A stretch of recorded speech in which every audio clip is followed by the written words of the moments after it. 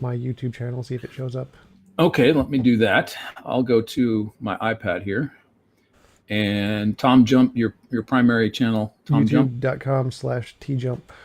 Okay. It says online. It says it's online now. Should be working. TJump. And TJump, subscribe. And Daniel Ray, How Can Theists? Live. And TJump, subscribe. There we are. Yep. I see it. All right, cool. All right, it's working now. There we go. We're good. Let me turn it down so I don't. Yeah, you can turn that off now. It's fine. Okay, good. We don't need that. Yeah. So would you like me to start over? Sure, go for it. Start over. You want to go back? You'll have to hear everything again. Yeah, that's fine. That's not. Are you sure? Okay. Yeah. All right, we'll do that. We could start at the beginning. Hi, Daniel Ray is on. Do you want to go all the way that far back? Well, I did probably just give the introduction. So last time we talked about how we differentiate imagination from reality, and the question that I asked you at the end of the conversation was, how can a theist differentiate imagination from reality without using science? And so you were going to give an explanation of how to do that. Yes, I was going to give explanation through example and discussion, and hopefully that it will at least be mildly entertaining and stir up thought. That's my goal here today. Awesome. So, yeah, Tom, I just asked this question, but we're going to go through this again for the sake of the live broadcast on your main channel. Would you spend $10 billion to find out if this equation were true? No. No, you wouldn't. And probably I wouldn't either upon first guess. If somebody came to my house and I was a billionaire and they said, Ray, we want your money. We want to spend your money to figure out if this is true. Like yourself, I probably would not concede to doing that as well. But this is a very critical equation for the history of science. And it's the equation for the Higgs boson. And so to answer your question today, Tom, I have prepared some wonderful slides for testing our knowledge of reality, bosons, and belief. And the Higgs boson, as you know, was discovered in 2010, 2011, firmly announced publicly in 2012. Higgs and Francois Englert, I think it's Englert, won the Nobel Prize for Physics for their work on the Higgs boson. This is 2012. All the following information is coming from the Smithsonian Magazine of July of 2013. It's online. You can check it out. Of course, you're familiar with the Higgs idea, and I think a lot of your audience probably is as well. He first wrote a paper about it in 1964. And in a very simplistic sense, I got this from the article from Brian Greene's example. I thought it was very helpful. The Higgs field acts like water in a glass. If you put a ping pong ball in it and you push down on the ping pong ball, it's a lot harder to push than if you just tried to push the ping pong table along a table. It's much easier. And the Higgs field is what Higgs and others believed gave things their mass. So stuff goes through a field, and the Higgs is involved in giving it its mass or making it massive. Or I'm not exactly sure of the physics myself, but I thought this was a helpful analogy for those that people don't know what the Higgs field is. It's like water in that sense, very simplistically. From the excuse me, from the article, who was written by Brian Greene, who is a physicist. He says that mathematical equations sometimes tell us such a convincing tale. It's interesting. He uses that language. I like it. The math tells a story. They can seemingly radiate reality so strongly that they become entrenched in the vernacular, in the vocabulary of working physicists, even before there's data to confirm what the math is saying. So last time we talked, Tom, we talked about Sean Carroll and a few other models of mathematical models of eternal cosmologies, right? Yep. And so like Carroll believes and others believe that the math tells them X, even though we don't have hard data on X. The math leads them in that direction. And so that's what Brian is saying. He's saying we build mathematical models, and the models are so convincing mathematically that we want to go out and we want to test them, and we want to see if there's any reality to them or not. We brought up Eugene Wigner last time we talked. He's not a Christian, but he believes that mathematics is some kind of miracle, that the language of mathematics for the formulation of laws of physics is a wonderful gift we neither understand nor deserve. And he says we should be grateful for it, but he doesn't espouse where mathematics comes from. He just believes it's incredibly useful and wonderful to the point of it being a gift or a miracle. So that $10 billion was spent on the Higgs boson investigation, and that included the building of the Large Hadron Collider, which is probably the coolest science experiment on the planet at present, maybe next to the Hubble Space Telescope. I don't know. But basically what this is, as most of you know, is that they speed up particles almost near the speed of light because they don't have enough energy to speed up things to the speed of light. So they come very close, but they spent $10 billion to build this, by and large, to discover if the Higgs field and the Higgs boson was a real thing. Now, there were other reasons for building the collider, of course, but the primary one was for the Higgs field, according to Brian Greene's article. And so the Large Hadron Collider was built, and it was a step of faith for people to spend that kind of money and to build that kind of structure to find out if that equation was really true. The math led to that kind of action. That's pretty remarkable. So some physicists really knew what this was saying and really believed that it was worth the time, money, investment, and labor to build this and to find the Higgs. And so Greene says that this is an astonishing triumph of mathematics' power to reveal the workings of the universe. And so mathematics is this wonderful conceptual language that we have that enables us and leads us to actually making discoveries about the physical world before we actually have the physical data. So this is the public announcement of the Higgs in 2012.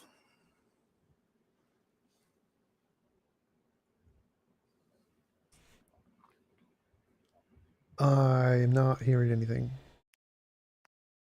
but I don't think. Oh, you're not hearing anything? I don't think I need it. It's fine. Okay, I'll move it. We'll move on. I didn't know if the video was going to be. Can you see that now? Yep. Okay, it was just the public announcement of the boson's discovery. Peter Higgs kind of wept a tear of joy because he waited 48 years for the confirmation of his theories, something the math told him was there. $10 billion were spent to confirm his idea. So what a joy. You know, this is half your life, more than half of your life, believing that a theory is true, despite the fact that your peers, I don't know what kind of pushback he got from people, but it wasn't widely accepted for quite some time. So he had to endure a lot of professional criticism and probably a little bit of jabbing and mockery at times as well, because the Higgs field was just an imaginary, it was like aether, you know, the medieval aether, the stuff passing through the cosmos. And so what a vindication for Dr. Higgs to have been there when they announced this. 48 years, what a relief and what joy. So my questions that come out of this, I think, how long do we have to wait for the confirmation of a hypothesis? That's a question. And then when we talk about God's existence, what's imaginary versus what is real, how does a skeptic or an atheist know what a confirmation of God's existence would look like? So if we perform a test and it comes to certain conclusions, how do the skeptical interlocutors know that they're looking at a successful test for God's existence, much like physicists know exactly what they were looking for when they were looking for the boson? So here's the boson, and there it is right there in the data. That's how it shows up between the 120 and the 130 mark there, through many statistical samplings through the collider between 2011 and 2012. Now, I wouldn't have been able to know it because I'm not a physicist. But how was this a success? They knew in advance what the boson would look like, and they acted on what they believed. They knew what they were looking for. So I think here's the problem between us, Tom. I think, or the discussion between us. I don't want to say it's a problem, but probably where we differ. For a skeptic to propose a test for God, it would require the skeptic to know before constructing the test what the evidence for God would look like, just as Peter Higgs had very specific parameters regarding the characteristics of the boson particle. So you don't spend $10 billion unless you know specifically what you're looking for. So how would a skeptic or an atheist know if any test results would positively show evidence for God? How would you test? Just to interrupt there, the atheist wouldn't. The theist would. The theist has a hypothesis. The theist would have to make a model to test it. The atheist wouldn't have to do anything. I mean, the atheist can just ignore it until you make testable predictions. So it wouldn't be the atheist making the model. That wouldn't make any sense. Well, no, but when you say that the model has yielded insufficient results, you are making a tacit positive claim that this didn't meet the criteria for God's existence, right? No. I'm saying it just hasn't made any testable predictions. Like it hasn't done anything. So I'm not saying that you have a model that has worked and is insufficient. I'm saying you don't have a model, it doesn't work, and there is no prediction at all. So it's not like I'm saying there's some evidence that's insufficient. I'm saying there is zero evidence. There's nothing. Right. But to say there's no evidence, you have to have a set of criteria in advance to know that there's no evidence. I mean, it's a Right. simple thing. Like Future, if I say future testable prediction. So the same thing that the Higgs boson thing was confirming. You need to be able to predict it and then do an experiment to confirm it. well, do you have to have, in order to test something, do you have to have the predictive aspect to your test? Yes, that's that- what is that a test requirement? is. Yeah, to test something, you have to make a prediction to get like a result. That's what the Can you test use is. existing information to make your hypotheses, to test your hypotheses? Usually, you always do that. I don't understand. Yes, that's what. So that's okay to use that so how do you know that that information that you use within a test is allowable if it's not something that is being predicted? So in other words, like say how they tested for relativity, they used an existing body of knowledge of Mercury's perihelion around the sun when it was closest to the sun. They used that measurement to determine whether or not Einstein was correct. But Well, there actually, was they measured the curvature of light around the sun. Einstein made a novel Yeah. prediction about the curvature of light around the sun. So he but tested. they used existing data to do that. And I'm saying Right. that Well, that's all theories do that. So all theories, you start with ideas from the past. You start with old information. Then you build that together like Lego pieces to build a model. And then Sure. you say this model has this new piece in it that we haven't seen before, and that makes a Right. prediction. right. So you seem to be excluding a priori that there's nothing with God that we can even begin, like the perihelion of Mercury. Well, no, I don't a priori exclude anything. So you're allowed to make up whatever you want in the model. I don't care at all.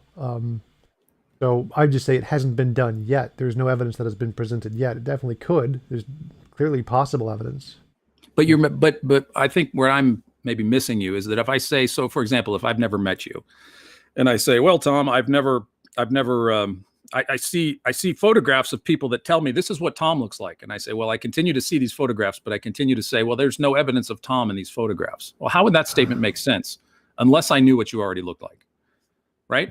I could say repeatedly that, well, that's not Tom. That's not Tom. That's not Tom. There's no evidence of Tom in these pictures. There's no evidence of Tom in these pictures.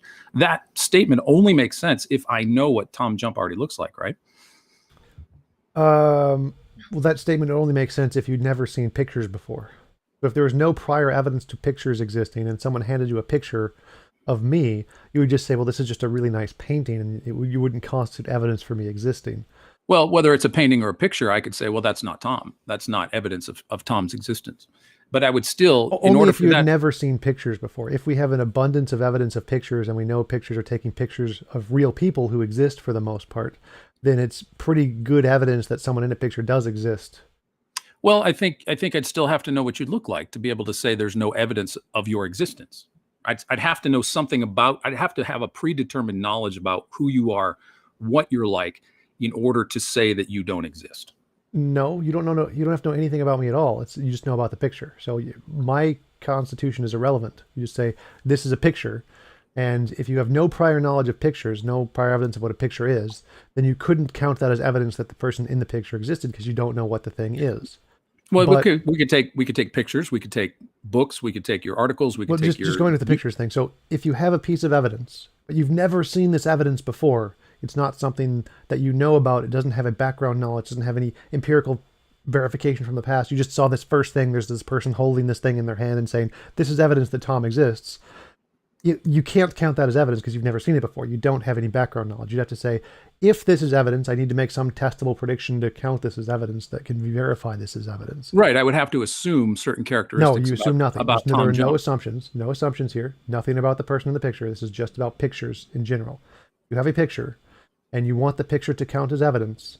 You need other examples of pictures counting as evidence. If you just Okay. have one picture and it's never counted as evidence, No, before, I began the analogy with the idea that I've been shown a bunch of pictures of you, and all I say, No. and all So of- just not just so there's pictures of me and there's pictures in general. If you know there are lots of pictures, like we have pictures of people all over the world, they're common. You have pictures in your house of your family, and you know they exist, and you have pictures of movie stars, and you know they exist. And someone shows you a picture of me that is the same as the picture of those, then that would definitely count as evidence for me because of the background evidence that pictures have already been used to count as evidence for other people existing. So here is a picture that also counts for me existing in the same way it counts as evidence for all the past people to exist. But if you present the first picture ever made to a human being and they say this is evidence for this person existing, that would not be reasonable to accept. So well, I'm not doing that. I'm Okay. saying that there are an abundance of pictures of you let's just say videos, if you want, just the still frames of your videos, and I say in every one of them, that's not TJump, that's an imposter, that's somebody else, that's not Tom, I absolutely have to know what you're like to be able to say that to me. No, you don't. Make that make sense. So nothing about me is relevant to that argument. You don't need to. Oh, say sure it anything about is. me. Sure it is. No. If I don't know what you look like, I can't say you don't exist. Again, so whether or not I exist is irrelevant. You have to understand the atheist positions here is that asserted evidence indicative of the conclusion that I exist? If no, then it's reasonable to conclude I'm imaginary. So there is no reason to conclude I exist. So you don't actually need to disprove the existence. That's just shifting the burden of proof fallacy, classical theist thing. They just doesn't work that way. So the only relevant premise here is, does the presented evidence indicate the conclusion, yes or no? If no, then there's nothing to conclude it's real, so it's imaginary. So what do you make of me saying here's 15 photographs of TJump, and I say there's no evidence of him in any of these photographs? That would just be false, because we know that photos count as evidence since we have an abundance of photos counting as evidence in the past. But I'm saying specifically what you look like. I'm making a claim about what you look like, and I'm saying none of these photographs show what you look like. I would have to know what you're like. I would absolutely have to know what you look like for that statement to make sense. I have no idea what you're even saying right now. So if you're just saying that, that doesn't even make sense. So you wouldn't be able to make a claim about a person that you don't know exists based off of a picture if you don't know if it's that person.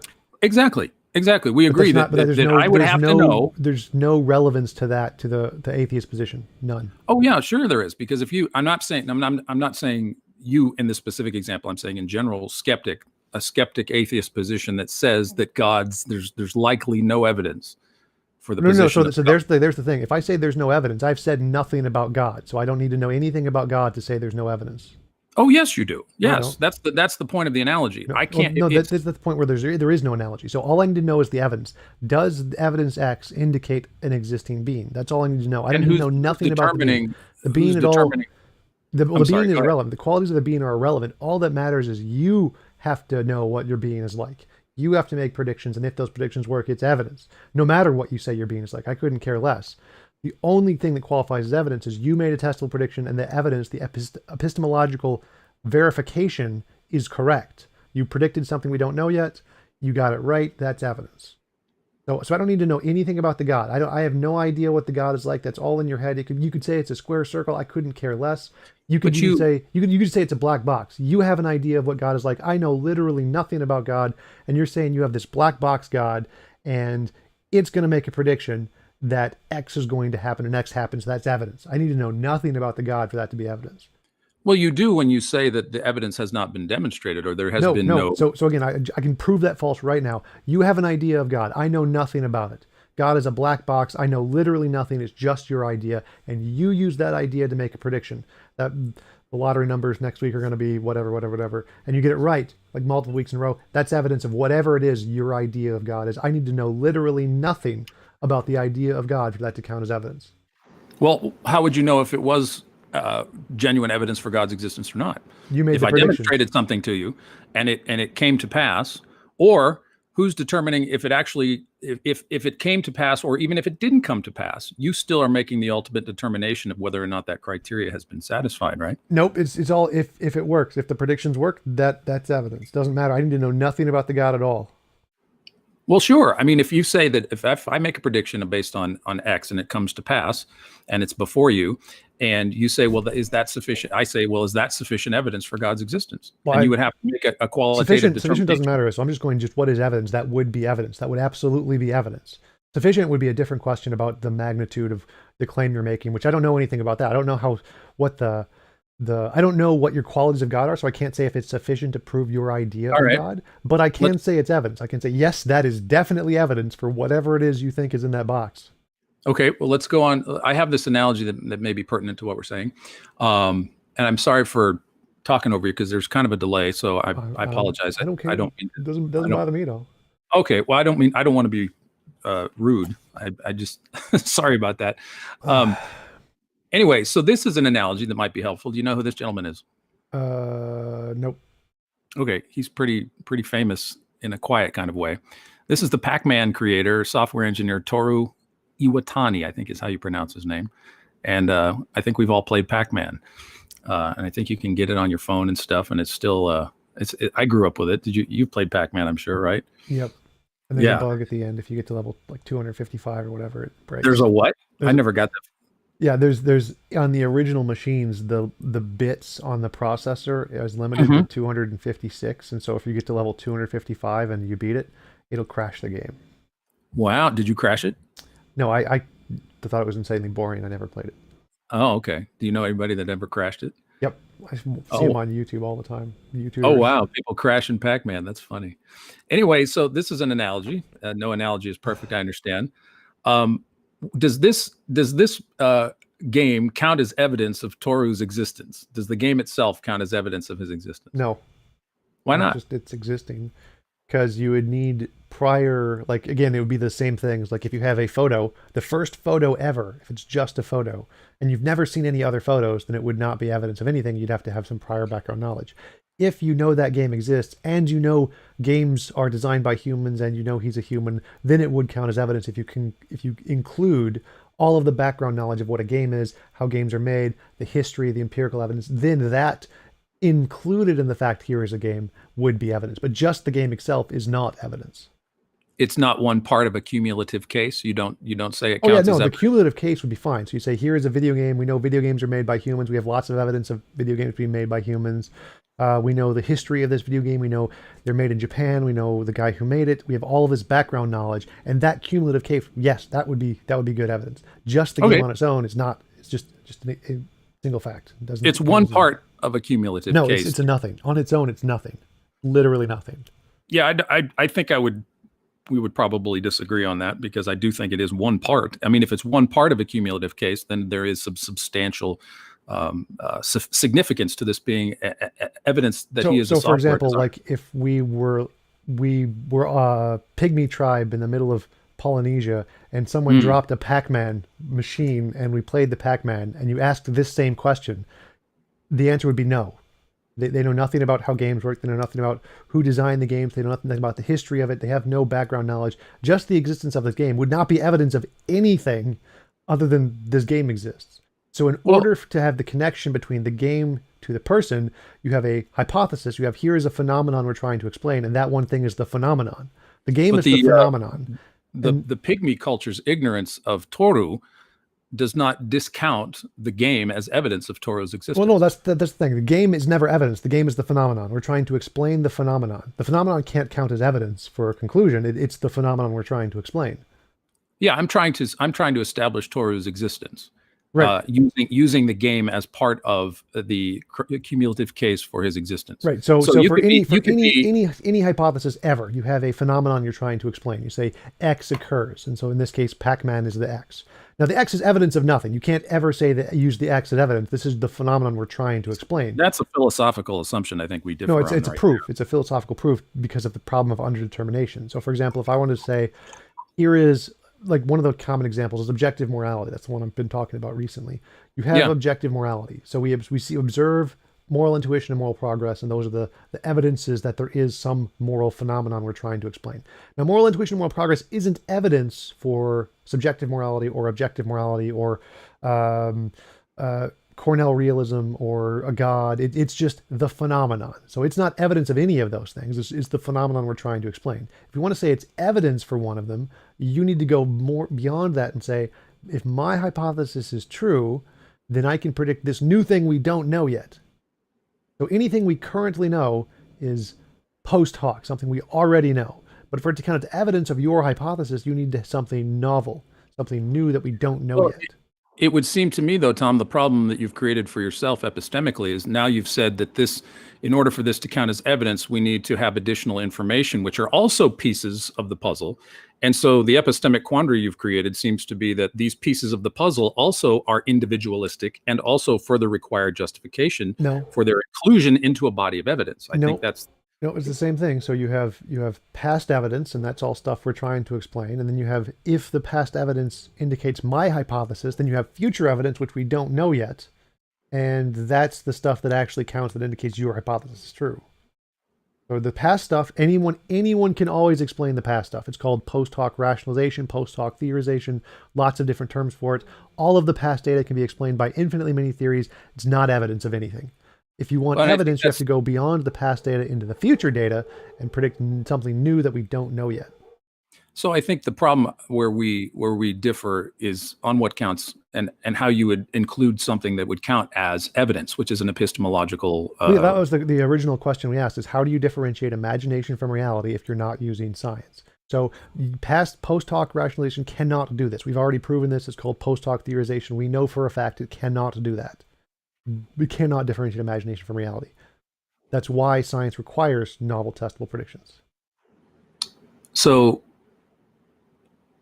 you say that, so to be clear on what you mean by imaginary, can we back that up a little bit? Because I remember we talked about it briefly. What's your concept of imaginary? Conceptual, just anything in our heads, anything we think of, anything that is just an idea. And those ideas they don't interact with this concept of what you mean by evidence? You have no idea what that means. So let me just try to be as simple as I can to make sure I'm understanding you properly. You've explained to me in logical definitional terms how you understand what evidence means, which for our discussion so far are just conceptual ideas. And so how does the conceptual ideas that you have enter into this discussion about what counts as evidence if what you're saying is just merely conceptual? So we have try to explain this simply. So if I imagine a unicorn, I don't see a unicorn in front of me. If I try to lift up the TV with my mind, it doesn't move. So the ideas in my head don't seem to affect anything in the world as far as I can tell, or they don't seem to do anything. If I picked up this mug and tried to throw it at you, it would not work because my mind I don't have force powers or whatever. So if we know that our concepts in our head do not affect the world, as far as we can tell, then if I can use my concepts to make a prediction about the world that we don't know yet, then that is good evidence that the ideas in my head correspond to something in the world, not just an idea in my head. Yeah. Okay. So I follow you there. So let's continue on with the Pac-Man thing. How do you know that there has been no demonstration of the reality of God in the world? You lost me. So just on the Pac-Man thing, we have. Yeah. So here's the analogy. 2,000 years from now, what would count as evidence of Toru's existence and what he created? Novel testable predictions, same as anything. Okay. So, but unpack that though. What do you mean by how would we have a novel testable prediction about historical things that happened in the historical past? How would we would test or predict anything about history in that regard? Because I don't see how you'd bring in history into a sort of empirical setting in a laboratory like you'd look for carbon-12 or the Higgs boson. It seems like to me... Well, it's literally the same thing, so there's no difference there at all. It's like, if Toru, for example, if imagine we're pygmies on the island, we discover a Pac-Man thing, first Pac-Man thing we've ever seen, you have a hypothesis, Toru made this Pac-Man thing. For that to be true, you'd have to say, well, if Toru made this Pac-Man thing, then I can predict that if I connect to the World Wide Web, which I also think exists or whatever, then I can find... the history of Toru and his discoveries, or I can find, or if we dissect the machine, which we haven't done yet because we don't have the technology to, all we can do is play it. If we dissect the machine, we will find in the programming, we'll find his writing where he specifically says his name, or if we beat the game, we'll find his name at the credits, or if we go to a different country, we'll find other people who can verify this claim, who will give us other resources that we can test and verify, or we'll find all these other things. There's infinitely many testable predictions we can make here that can all be confirmed, that could all count as evidence that this is true. Well, why doesn't you could do the same thing with God? How so? You can go on the internet, you can talk to people, you can see it spread throughout the country, and if somebody says, "Well, I'm a Christian," you can predict which one of those was a novel testable prediction. So in the case of we're on an island. And we know nothing of the internet. We know nothing of other people. We know nothing of anything related to technology. And we see this Pac-Man thing. All of those things I said were all things we never knew. We have no idea about any of these yet. These are not things we know yet. But in our case, all of the things you listed are things we've already known for a million years. Though none of those are novel. None of those are testable. None of those are predictions. Those Okay. are all things we already know. So But you said earlier that we can bring the past into our experiments, in our tests. So if you make a testable prediction, like if we beat the game, Toru's name is going to show up in the back of the credits or whatever, that's a future testable prediction which confirms something about the past. So we make a future testable prediction, and that future testable prediction will then verify the past. So I don't. A simple example would be for Christianity would be somebody who was not a Christian who investigated the Christian faith. I'm not saying this proves it. I'm not saying this is, but it has to be at least one part of a cumulative case of evidence for myself. You would expect that if somebody who has tattoos up and down his arm, who was a long-haired rock star in Los Angeles, or I wasn't a rock star or whatever, but my changed life after examining the case for Christianity, after coming to know who Jesus is, looking at the past, looking at other people's testimony. Why would you think that was evidence of anything? Like, I could say it's evidence that someone who investigated the flat Earth came to the conclusion the Earth is flat, and that would be evidence of the flat Earth. Well, no, no. I'm not arguing that my change is definitive. Well, no. Again, I'm not saying definitive. So I'm saying that doesn't count as anything. So, for example, if I say a flat earther investigates the globe Earth and discovers it to be insufficient and converts to flat earther, based on your standard, that would be evidence the world is flat.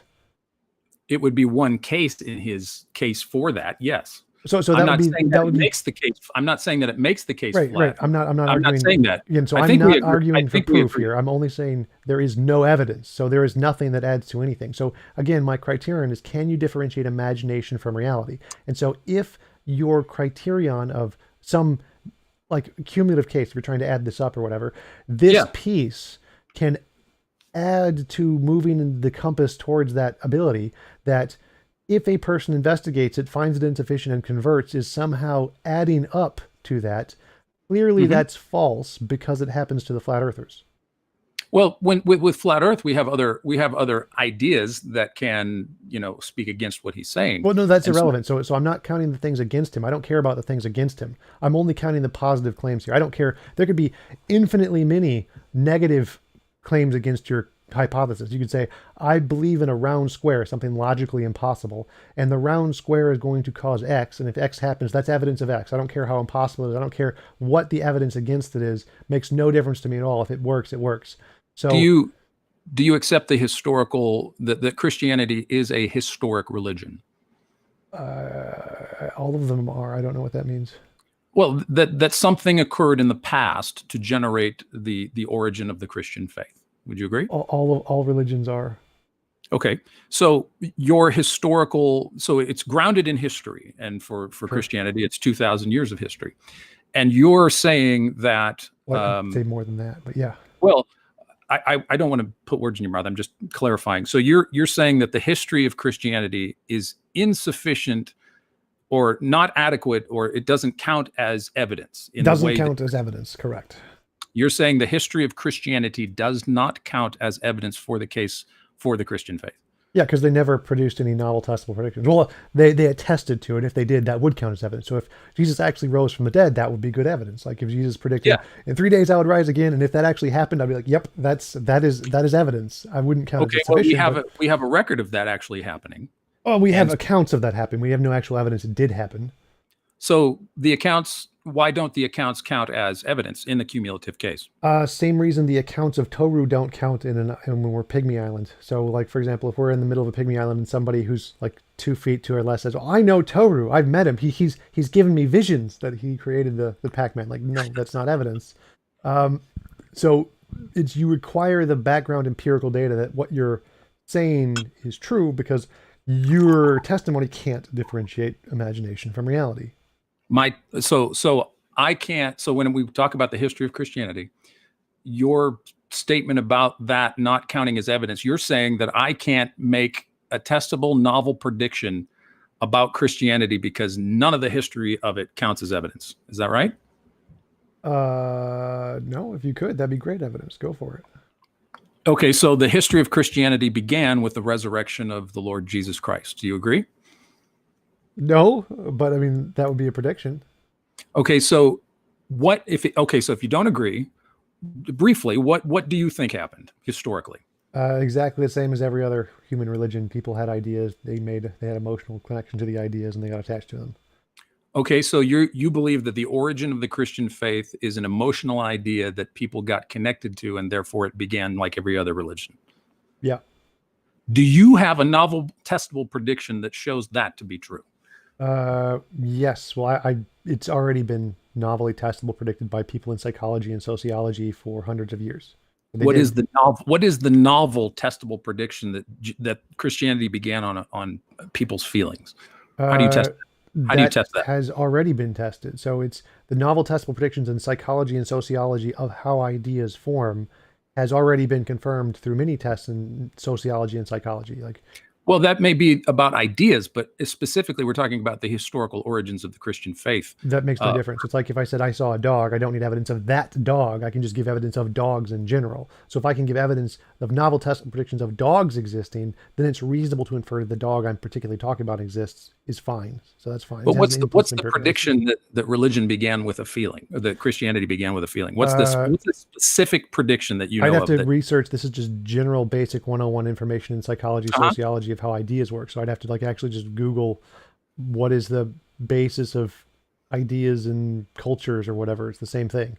So there's not, this isn't really like a controversial point. It's just basic psychology and sociology. This happens all the time. And we have novel Okay, test predictions, tons of them about doing exactly this. That's like the entire field of not psychology and sociology. but when it comes down to actual historical investigation of the past, historians, not psychologists and psychiatrists, but historians who study this, um, there's not. It would be very difficult to do a novel testable prediction that could be falsified in the 21st century about the psychology of people that lived 2000 years ago. How do you accomplish that?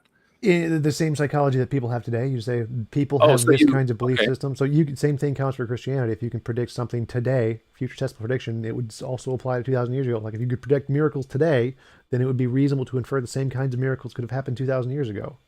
Okay, so you think that the psychologists of the 21st century know more about the psychological makeup of the people of the first century who believe to have experienced the resurrection of Jesus from the dead. Is that correct? Definitely.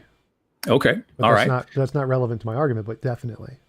Okay. Well, it just seems to me that if you have, so here's the problem that I see, that when it comes to allowing for the evidence of Christianity as the history of Christianity as discounting that as evidence, it would seem that psychological explanations for the history of Christianity, not historical ones but psychological ones, are also outside the purview of your testable, reliable prediction criteria. I No, don't no, see how. I just demonstrated it does fit in that But criteria. how, So how do you test the psychological makeup of people of the first century? How you would you do test the that? psychological makeup of people today, and then you Well, apply that that's inductively to different people of the though. past. No, no, it That's a has nothing. This cultural. has nothing to do with cultural. It has to do with biology and neurology of the human makeup, which has essentially been the same for hundreds of thousands of years. So this is all just human beings. We're talking about how the human brain works. The human brain works today the same way it did 2,000 years ago, same way it did 20,000 years ago. So there's All right. not really sufficient difference there. So if you can show the human brain today is flawed enough to get attached to certain silly ideas because it makes you feel good, like the world is flat, then it's reasonable to infer in the past the brain was silly enough to get attached to silly emotional ideas that made them feel good, like religious beliefs. Well, So what if we put atheism in the hot seat and said that it's just something that people made up to make themselves feel good because of the psychology of people in the 21st century that don't want to believe Jesus existed? How do you uh, test that? that would be fine, except atheism doesn't make any claims. So atheism is just the position there is no evidence of God for the most part. So the origin of the belief doesn't make a difference in its negative claim. Okay, so let me just wrap up because I don't think we'll make too much progress on this. But your position is that the history of Christianity and its origin can be explained by 21st century psychology and psychiatry without any other reference to historical documentation to the contrary. Is that correct?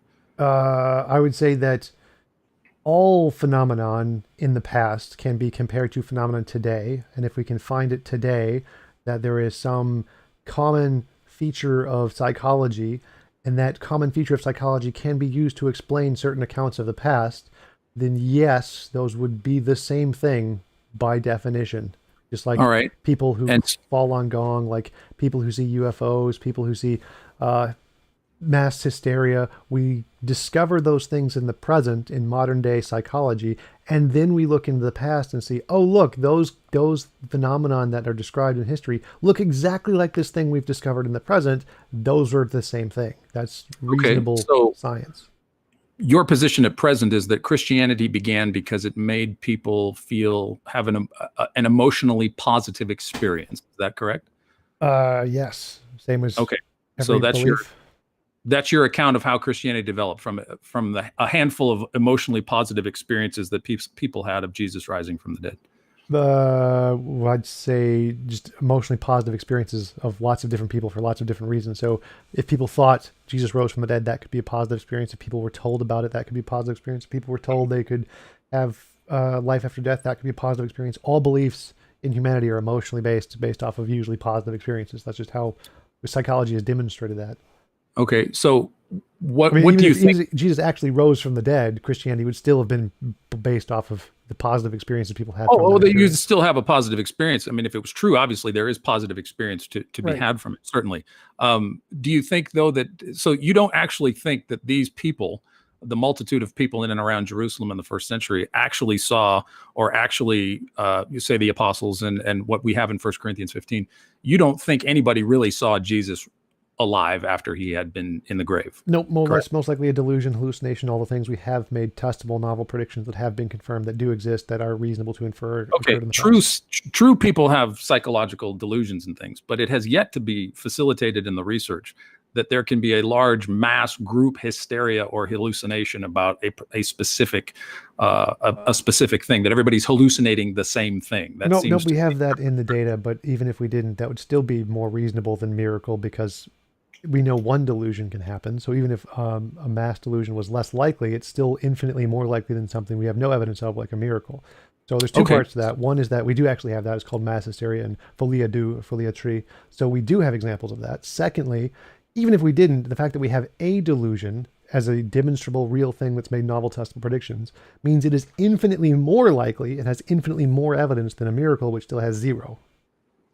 Okay, so you would prefer, despite the lack of actual scientific psychological data on mass.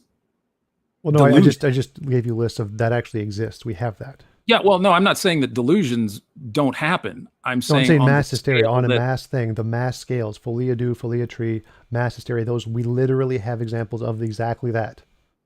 Okay, so you're saying that is really the best explanation for how Christianity began, was hallucinations. Well, no, I'm not saying best. I'm saying that explanation is better than miracle. Okay, so you're a priori excluding miracles. No, I'm not a priori excluding anything. I'm saying we have past evidence of hysteria. We have past evidence of delusion. So those things we know exist, like dogs. And so if we want to say what caused the footprint in the snow, dog is always going to be better than unicorn, because we have past evidence of dogs. We have no past evidence of unicorns, so dog is always necessarily a better explanation until you can provide evidence of unicorns. So a miracle, by definition, though, is a rare occurrence. I don't care. Like, it doesn't make a difference to me how rare it is. If you can make future testable predictions with it, that's evidence. Doesn't matter how rare it is. And we have, okay, so let's talk about, I'll just be personal here for my own example. I'm not saying that this is proof. We're not, I know we agree that we're not after, proof in the mathematical Euclidean sense. But here are some examples of my own experience. And I'm not saying that they make Christianity certain, but I was a changed individual after coming to Christ in 1993. So here are my tests, very briefly. I was baptized in 93. I was in the military for 4 years with a tour in the Middle East working with Muslims. I have a bachelor's degree at a secular university. I have a master's degree from a Christian university. I studied, one of the things that I really enjoyed that really helped me engage my Christian faith was the Mars Hill Audio Journal. It gave me a perspective of how Christianity and contemporary culture go together. It's a wonderful resource that probably saved me from becoming an atheist. I've had multiple appearances on atheist shows: Dogma Debate, Right to Reason, Cordial Curiosity, Non Sequitur when it was still around, and Atheist Edge, of course. And I've had enjoyable discussions with you, Tom, examining what I believe with people that don't believe like I do. I am currently a administrative facilitator for our Atheist and Christian Book Club. We used to meet regularly in Arlington in person before the COVID. But we make dinner and sit down and have a chat about atheist and Christian discussions about a book once a month. It's a great group, and I miss it. And I'm now a staff apologist at Watchman.org, examining other non-Christian ideas and worldviews. I've also been through a great deal of suffering, as we all have. I struggle with depression, as I've shared with you. I've gone through a lot of loss: my father's suicide, my fiance breaking an engagement. I've lost jobs and friends. Personal experience of miraculous healing in my own life when I was in my 20s, reading, studying, and engaging with scripture, the testimonies of other Christians, the historical reliability of the origin of the Christian faith, and ultimately for me, what I enjoy the most, the beauty and intelligibility of the cosmos, putting together a book with other professional Christian scholars and scientists. And that's this book. And I know you've read about it, The Story of the Cosmos. And I've done podcast interviews with atheists, with authors, with scholars, on 2 podcasts that I produce. And so 27 years of living out what I believe are what I would consider to be, you could test and predict what my life was like before I was a Christian, and now you can make testable predictions about what my life would be like, as you would expect. Go ahead. Which testable predictions? Where are the testable predictions? Because testable predictions need to predict something we don't know yet. So what is the novel testable prediction in any of that? Well, what would you expect of someone who claims to be following the teachings of Jesus in the Bible? What would you expect from somebody? What would you expect their life to be? What would you expect them to do? I expect them to be human, just like every other human, and not much different than any other human. Not much different? But yeah, I'd say that they're going to live a life that's going to be human, and they're going to have human experiences and have human things in their life, just like every other human. So like, your story is essentially the same as millions of other people's stories and millions of other countries of millions of other religions. It's just a human story. Like there's nothing special about that story that you listed. It's the same as lots of other people's stories. So, but I'm not saying it proves Christianity. I'm saying that, again, so anytime you bring that up, it doesn't matter, because I'm not trying to say it's not. I'm saying it's not even evidence. Like nothing in that what you listed, other than the miraculous healings. Miraculous healings would actually be great evidence if you could demonstrate them. But other than that, everything you listed was just common human experience. I saw the sun rise tomorrow, therefore God, is essentially your argument. Well, no, I'm saying that by you saying that nothing that I have said counts as evidence is a presupposition about. No, I said no presupposition. So you're not allowed to say it's a presupposition, because I haven't given it. Sure. You're assessing what I'm sharing, and you're saying it's not evidence. Where did I presuppose anything? What is my presupposition? The presupposition that you're saying that it's not evidence. You're just telling me that it's not evidence. Like, presupposition means something that you assume is true before you make an argument. I didn't presuppose and you've anything. Assumed what I've shared is not evidence. No, I didn't assume any of that. All of that, none of that makes novel testable predictions, which is a criterion. It's not a assumption, it's a post assumption. So I'm looking at the evidence. Does this fit the criterion of evidence? No, it does not. Therefore, it is not evidence. That's not a presupposition at all, because it doesn't. Yeah, you have to build the criterion. Like if I say, like again, the criterion of what TJump is like, I would have to know that to say there's no evidence. I need to know what. So again, there are 0 presuppositions in my worldview at all. So my criterion of evidence is our imagination does not affect the world. So if you make an idea of what's in the world, and it can make a future testable prediction about the world and get it right, that's good evidence your idea corresponds to something in the world and not just in your head. That's not a presupposition. That's something we demonstrated. That's why science requires it. I'll offer something that happened to me. I'll offer briefly my what happened to me in my 20s. I had a completely ruptured appendix in my body for almost a month.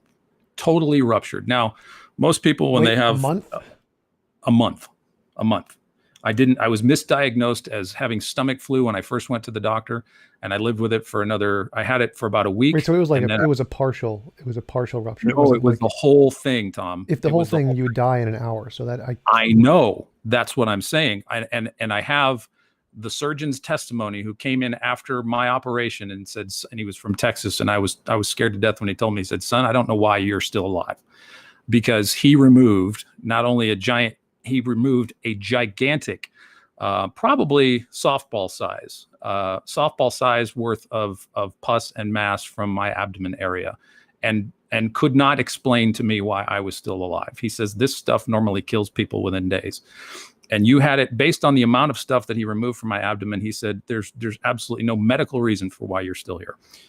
And I have to this day no explanation myself other than it was a miracle, because I had poison all over. Was that like a future testable prediction? Did you like pray to God and then he healed you, or was it just you can't explain it and that was it? Just some event. I have a veteran surgeon who has done appendicitis operations in the medical research that says, just as you say, that if you have a completely ruptured appendix within 3 or 4 days, you're dead.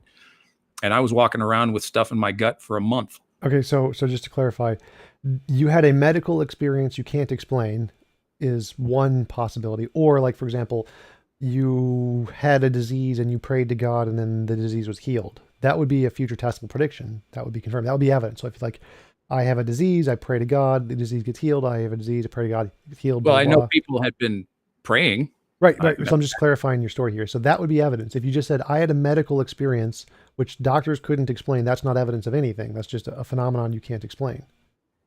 Well, see, and I think that's where the materials presuppositions that you have. There's no presupposition. I didn't say anything about presupposition, so you can't bring that in. Yeah, you're saying, well, you can't explain it, therefore we can't count it as evidence, or it's not a miracle. Well, that's just by definition an argument from ignorance. Here is something we can't explain, therefore it's evidence of nothing. It's the phenomenon. Therefore, it to be evidence, you need to make a future testable prediction. So it's just the definition of an argument from ignorance. There's no presupposition there. It's just philosophy. I don't think it's an argument from ignorance, because you look at the cumulative case about what happened here. There is nothing in the science that can explain what happened to me. If nothing in the science is by definition an argument from ignorance, anytime you say that. So it's necessarily an argument from ignorance. Not at all. It's an argument to the best. It's an argument to the best explanation. If God exists, that miracles are entirely possible. Again, so if that's like, if we see a footprint in the snow, it could be a dog, and we have lots of evidence of dogs. So that's a possible explanation that is reasonable to make a conclusion of, or it could be a unicorn. Now, saying that, well, no dog could explain that footprint. Well, since we know dogs exist, they're always going to be better than unicorn. You can't ever conclude unicorn.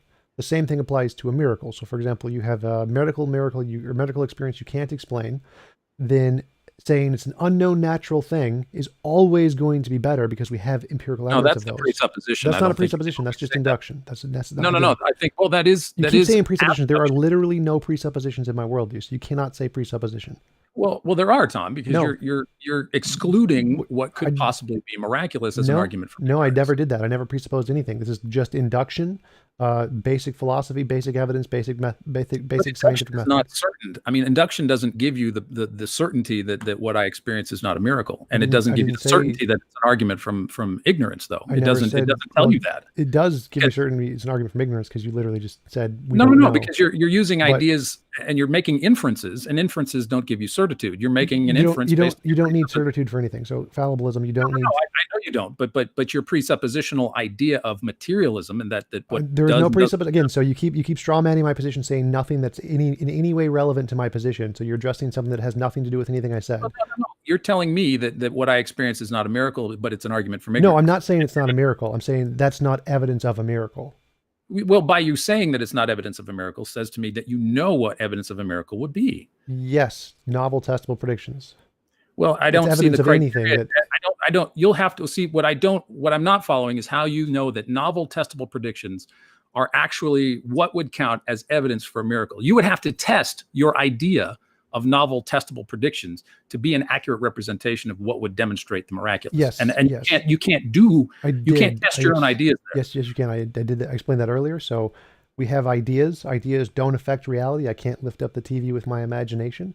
So if I want to test my ideas, I can say, if my idea is correct, I can do an experiment to try and verify it with sense experience. And if it is correct, that's a good evidence that my idea corresponds to reality, not just my imagination. So that does exactly what you just said.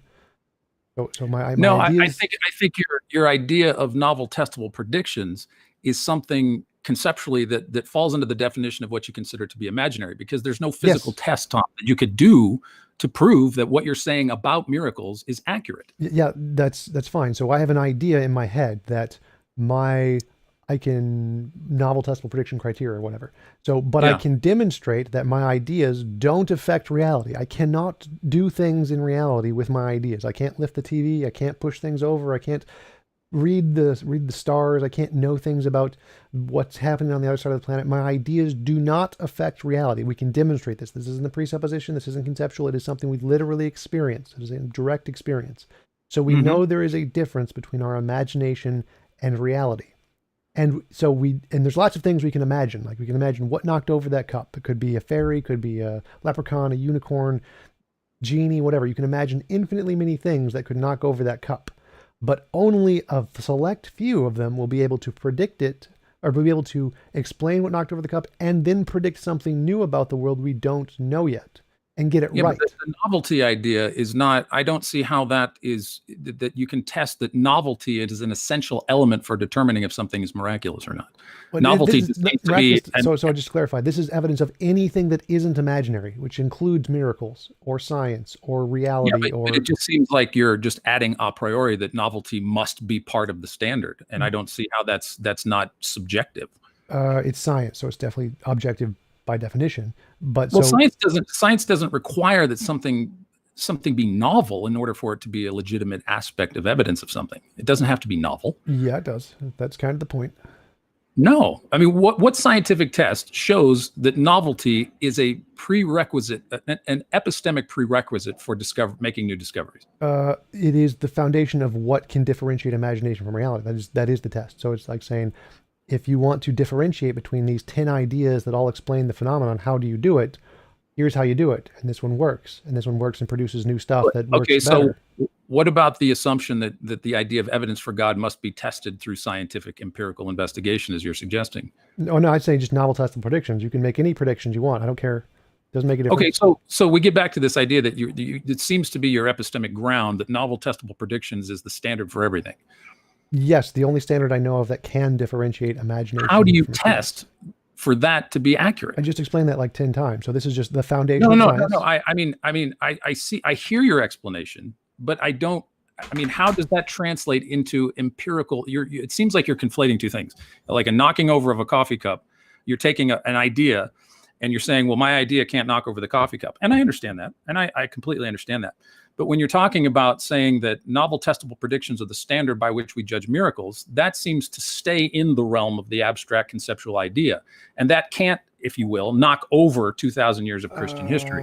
So maybe I'm not explaining this well. So ideas don't affect reality. They're all in our head. They're fake. They're not real. They don't do anything. I disagree. Ideas do affect reality. Of course they do. No. So I can't lift up the TV with my ideas. I can't, most ideas are wrong. But a lot of what we're talking about, Tom, is conceptual and abstract, and they do impact how people think about reality. That's fine, but it doesn't do anything to reality. That's the point, is that the ideas are imaginary. They're things in our head that do not affect reality. They can affect us, which we can affect reality, but they don't affect reality. Like I can't lift stuff up with my mind. I can't tell you what the lottery numbers are going to be with my imagination. I'm not going to be able to imagine what the universe is like, or just imagine the constants of the universe. I'm not referencing something in reality. A priori, there is nothing that can tell you anything about the world. Ideas do not correspond to reality just because they're ideas. So there's some difference between our imagination and reality. These are not the same thing. Our imagination is not reality. Reality is not our imagination. Okay, well, let me ask you, what is your definition of reality? The stuff that exists. So do ideas exist in reality? Yes, in our heads. Okay, they're not the same as reality. For you, is reality just physical? Yes, that's based on the best evidence, but again, that's not relevant to my argument at all. So it's not. No. Well, it helps because you keep using it as a basis for measuring things. You want to measure things against reality, or you want to make a dividing line between imaginary and reality. And it seems to me that, if I'm understanding you correctly, that your idea of imaginary is non-physical. Your idea of Nope. So that's again irrelevant to my argument. Physical. Totally irrelevant to my argument. It doesn't matter if you're an idealist, a physicalist, a dualist. All of this the same applies to every single one of the worldviews. There is some difference between imagination and reality, whether that reality is physical or mental or a combination of both. Makes no difference. Things in our head do not correspond to the things in the world. They are different things. What about mathematics? What about mathematics? Again, so you can. Does that course? I mean, that's an idea in our head that corresponds to the physical world. No, it does not. That's it's. Oh yes, it does. We just went through that. F equals ma times 7. Does F equals ma times 7 correspond to the world? It does. I mean, there's some. I mean, mathematics. No. Okay. So math is the language just like any other. 1 + 1 = 2 is in our head. and it affects how we investigate. It resonates with the physical world. No, again, so some of our ideas, a very small percent of them, can correspond to reality. Do our ideas correspond to reality? No, they are false. 99.999% of them are all false. They're all wrong. So the fact that some small percent of our ideas can correspond to reality, you need a way to differentiate the 99% of crap ones with the 0.001% of good ones. And the way we do that is novel testable predictions. Some ideas can potentially correspond to reality. Most ideas do not. The vast majority of them do not. So that's the way you need to differentiate between the imaginary stuff that does not correspond to reality and the imaginary stuff that does correspond to reality. But you still have this abstract conceptual idea of reality in your head, which you think all other things must cohere. Right. So again, let's do it again. You need a way to differentiate the parts of our imagination that do correspond and the parts of our imagination that don't. So I have an idea of reality that maybe does and maybe doesn't, and I need some way to tell the difference between those two things. And you're saying, in your definition, and what I've heard you say the last few minutes, you're saying that your concept of reality does not permit the historical 2,000 years of Christian history as evidence for the reality of the Christian faith. No, I'm saying you don't have a way to do that. That's the problem. My worldview doesn't matter here. My worldview is irrelevant here. You have an idea of what... No.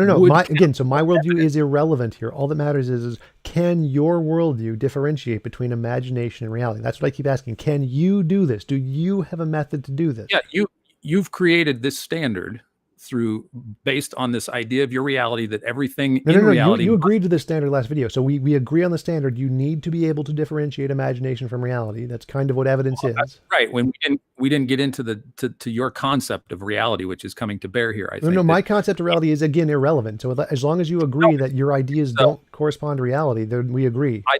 I think your idea of reality is very important because it's acting right now as a filter for what does and does not count as evidence for something. Nope. Again, my definition of reality is irrelevant. As I said multiple times, you're straw manning me again. That has nothing to do with my position. Do you agree that I can have an imagination of a unicorn and unicorns don't exist? Absolutely. Okay, so there is a difference between imagination and reality. Some things in our imagination are false. They do not exist in reality. I agree. And there's lots of them. Most of the things we imagine do not exist in reality. But when it comes down to brass tacks about what exists in reality, when we talk about God, you're saying that there is no evidence. No, just keep going with me here. So the ideas in our head, there's lots of them. We have ideas of millions of different gods. Oh, I'm clear. Most of our ideas don't exist in reality, correct? Well, let me. I don't want to have you repeat again because I do understand. I think I do understand. So if most of our ideas do not exist in reality, you need a way to differentiate the things in our head which do not exist in reality to the things in reality that do exist in reality, right? Right. And you have an idea. My idea here is irrelevant. So I'm saying, do you have a way to differentiate between those two? I don't care about my worldview. Yeah, I do. I've given you all these ways in which I've done this. Which one? Give me one specifically. These are the ways in which I've done these. This has been over the course of 27 years. I've investigated Christianity down to its core. I've read the Bible. I've talked to atheists. I need a specific point here. Give me one specific thing that can differentiate imagination from reality. Truth. That's just the same thing as the definition. So that's not a way. It absolutely boils down to what is truth, as Jesus asked. Obviously, that's the definition, but I need to know what method you can use to differentiate imagination from reality. I know truth is the definition between imagination and reality, but I need to know how you get to that truth. Well, that's the point. The epistemic ground for truth is not something that, as I see from what you're explaining, can be defined by novel testable predictions. You're just assuming that. I didn't. So again, I'm asking you, how do you differentiate between imagination and reality? And I'm saying that your idea of how to differentiate. I didn't say anything about my idea. I said, how do you differentiate between imagination and reality? And truth. And my idea of truth is grounded in the person and the work of Jesus. Okay. So how do you differentiate between imagination and reality? Well, Jesus is real. I begin there. And he is, as he attests to himself as being the way, the truth, and the life. So my question is how do you differentiate between imagination and reality? And saying Jesus is real doesn't get you a way to tell the difference between those two things. Why not? Say, how come? The spaghetti monster is real. Okay, so you think the spaghetti monster is in the same category as Jesus? I'm just saying, here's your method. So I said, how do you differentiate between imagination and reality? And you gave a noun and said noun is real. So I'm just going to give a different noun and say noun is real. And so And does that show that the noun is real? No. So you say spaghetti monster. Do you feel that that is categorically similar to Jesus? It's irrelevant. Again, so the argument here is that you presented a methodology to differentiate imagination from reality. And all I need to do to disprove that method is to show that that method cannot differentiate imagination from reality. So unicorns are real. Square circles are real. Magic pixies are real. Like I can just assert things are real, but that doesn't give me a way to differentiate imagination from reality. Okay, so in my own investigation of Jesus and the Christian faith, that doesn't count, right? Which part of that can differentiate imagination from reality? Well, I begin with truth, and I begin with how does Christianity interact with the rest of the world? That doesn't tell me anything. Like, how do you differentiate imagination from reality? By the truth of who Jesus is. He determines he's the one that created reality. And so I go by the definition of how he explains what reality is through his word. I have no idea. Like none of that is a method I can use to differentiate imagination from reality. You gotta like give me some kind of thing that we can use to tell the difference between imagination and reality. Just starting with Jesus is just begging the question. It's just circular reasoning. It applies to anything. Like I think it's the same kind of epistemic category that you begin with this idea of novel testable predictions. That just seems to be your bedrock assumption. Well, there's no assumption there, but again, that's so we can contrast the two worldviews. We have your worldview. You just start with Jesus. That's called begging the question. You can just start with whatever you want and assert it is true. And I don't start with whatever I want. We all have to start somewhere. I mean, even if people who are skeptics will have something to say about Jesus, their assumptions about Jesus begin somewhere. Epistemically, we all have to have a starting point of somewhere. And I think that epistemically, that none of us can finally, scientifically test our epistemic starting points. So that's a tu quo Q fallacy. Oh, well, you're doing it too. Well, one, I'm not doing it. I don't have presuppositions. I'm saying that our assumptions about reality, Tom, finally have to be taken on a measure of faith that cannot be tested. I have no assumptions. I have no assumptions about reality. I have no presuppositions at all. I've gotten rid of those from my worldview completely. So those aren't a part of my worldview. I start with, I think, therefore I am. That's not an assumption. It's not a presupposition. It's literally a direct experience. That's it. And then I just use math and logic as languages to describe that experience. And I can build a model of the world based off of those things. I make no assumptions, no presuppositions. Well, okay. So let's just begin. Before I lose my train of thought. So, we know that there's some difference between imagination and reality. We agree on that. And we need some way to differentiate. You just say, here is my asserted basis of starting point. Circular reasoning, anyone can do that. My starting point does not do that. It does not have that problem because my starting point is I think, therefore I am. I can differentiate and I create a language, math and logic to describe the difference. And then we can tell the difference between imagination and reality by making novel test predictions, which we can demonstrate because there's lots of ideas I can have, and the ones that do make predictions do exist in reality. We can confirm that. We can say, oh, this idea that I thought was real, like the Higgs boson, made a prediction about reality, and then we can discover that prediction is true because we can discover the Higgs. We can say, oh, that idea does exist in reality. So mine doesn't have that problem. I'm not begging the question and just starting with what I want to be true. I'm testing it and demonstrating it to be true. Yeah, I don't see that you can or have adequately justified your novel testable prediction epistemology. I mean, I understand you've explained it, but that's not it's not clear that is the place to begin with how you know the reality. It just seems like you have a starting point as well, and I don't fault you for the starting point. I think we all have a starting point that we can't finally justify through the methods and tools of science. It's beyond that, Tom, and I think we all have to kind of pick a starting point and then work it out in accordance with, as you say, with the best kind of evidence that reality gives us. So let me clarify, because I see you keep accusing me before I finish. Let me just clarify, because I think it's an important distinction. So faith, for me, faith in Christ is an active trust. It's not a source of my knowledge. Faith is not the source of my knowledge, but a response to knowledge. So the mathematics of the Higgs equation, for example, is the source of knowledge.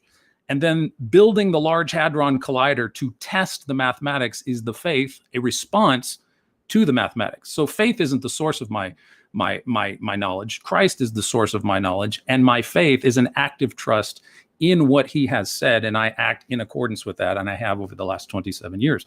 So if we take the person of Jesus of Nazareth, everybody in the comment section, everybody has an opinion about who Jesus is. That knowledge comes from... Not everyone does, because some people don't know about him. We didn't know about him for many years. Many people never knew about him. So I'm saying that okay, so I'll just limit it to the comment section, everybody in here, and most people in the Western civilization know who Jesus is or know something about him.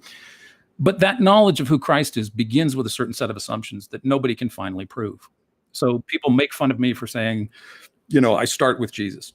But then I hear all these comments that say, well, Jesus is this and Jesus is that and Jesus is this, and I'm crazy for starting there. But the objections to who Jesus is begin with a certain set of assumptions as well. And so what I'm saying is that when we look at the physical world, we act in accordance with those assumptions. And a lot of those assumptions, epistemologically, metaphysically, philosophy, we cannot finally test or demonstrate in any kind of empirical way. That's logical positivism. And that's a philosophy that died out last century.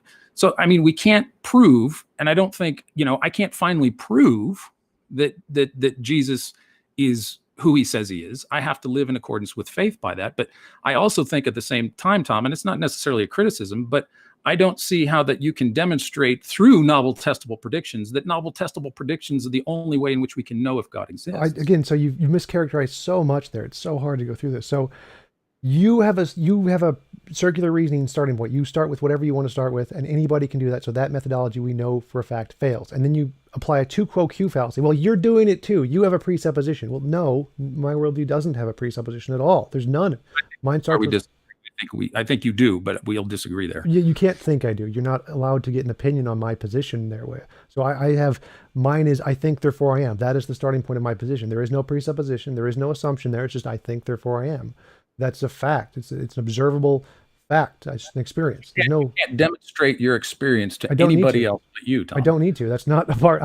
Why do you even bring that up? That's not relevant. That's not a presupposition. That's not an assumption. That's not a part of my worldview.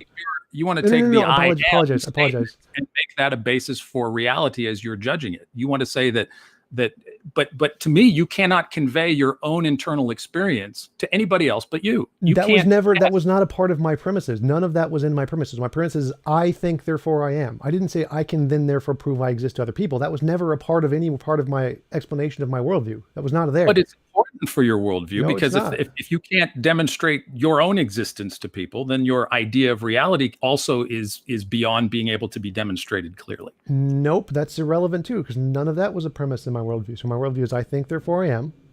There's some difference between my imagination and my experience, and I use logic and math to describe those things. That is the basis of my reality. Nowhere premise. How do you know logic and math are actually a part of the reality you're trying to describe? You're assuming they're made up languages I use to describe this. They don't exist anywhere. They're just languages. They're like English. Your reality is there. I think, therefore I am, and you're using made up languages to describe what you think reality is. No, to describe the fact that I exist. Okay, so you've made up a language to describe the fact that you exist, but you can't prove your existence to anybody else other than yourself. I don't need to. That wasn't a part of anywhere in my argument, so that's not relevant. So well, it makes it because you say that I'm being arbitrary and starting with Christ, and you're just starting with yourself. Right. So I can't believe I exist and not exist at the same time. That'll be impressive if I could. So that's not an arbitrary starting point. That's literally a necessary truth of reality that I exist if I'm experiencing I exist. So that is a good starting point. That isn't circular. That's a necessary truth of reality. Why can't Jesus say the same thing about himself? He could. But you can't say it about him, just like I can't say it about you. Okay, hold on a second. Why can't I say it about him? For the same reason you just said, that I can't prove my existence to other people. I'm going by your standards, not mine here. I'm saying, why am I not allowed to say that Jesus can say I am as well? He is. Everyone who exists is allowed to use their own existence as a starting point. Okay. So your existence as your starting point is denying my ability to say that Jesus is my starting point, correct? Well, no, that was what you agreed to. So as you said earlier, there is no way for me to prove that I exist to everyone else. Right. Yeah, that's your world. but the same would apply to everyone. So you can't say, I'm going to start with something else as my grounding because for the exact same reason. Like I could just You pick. just told me that if you start with yourself and you're using made up language to describe yourself to yourself, I don't see how any other prescription about epistemology could apply to anybody else, Tom. That's How? a starting point. I don't. There's no relevance to what you just said to my position there. I don't even know. Yeah, you've explained to me that you begin with yourself. Right. I am, therefore I think, therefore I am. Right. And then you say that you use made up language to describe your own experience to yourself. Sure. But then if you've made up this language and you can't demonstrate your own existence and you're beginning with yourself, you are then trying to externally apply that epistemological axiom to everybody else, which is inconsistent with the Nope. way in which you've described your own I existence. haven't gotten anywhere. That wasn't in any of my premises. So no.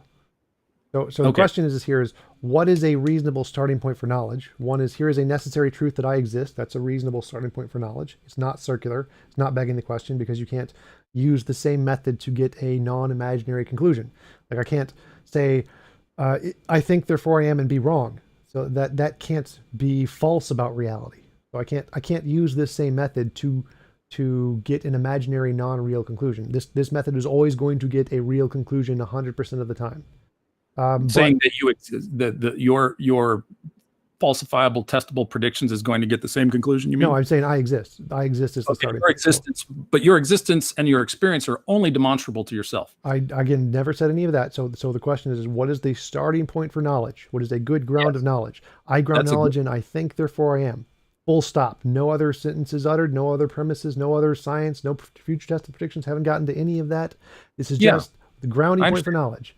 I start with I think therefore I am. That is not circular. It is a necessary truth. You can't get it wrong with this. This can differentiate imagination from reality.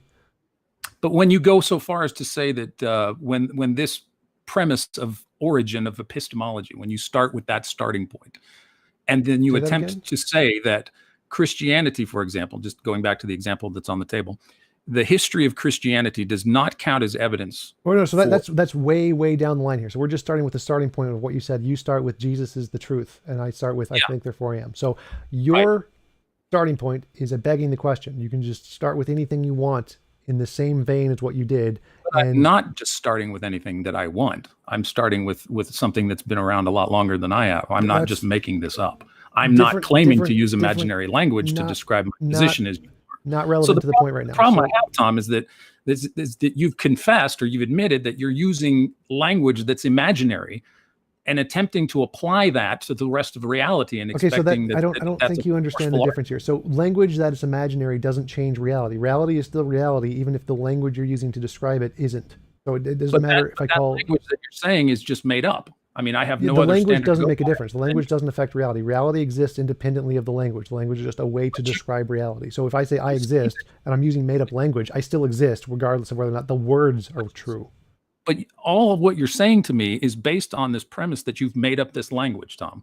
I don't see it having any objective. I don't understand what you're so the word tree is a word that's made up by humans. It doesn't exist. It doesn't need to exist. The trees exist independent of the word. The word doesn't matter. The trees still exist. So if I say I think therefore I am, I exist, my thinking exists. The words don't matter if they're arbitrary or not. You can change them to any words you want. They do not change the existence of me or my thinking. So the words don't matter. They're just a way to describe the things that do matter, which do exist independent of the words. So critiquing the made-up language is irrelevant. It does nothing. It's just saying I'm using the representation of this word instead of saying it in Japanese doesn't make a difference. So that is irrelevant to my position at all. I think therefore I am is a truth about reality that can differentiate imagination from reality. The words and language don't matter. They're irrelevant to it. It's still true. It's still going to work every single time, no matter what language you use.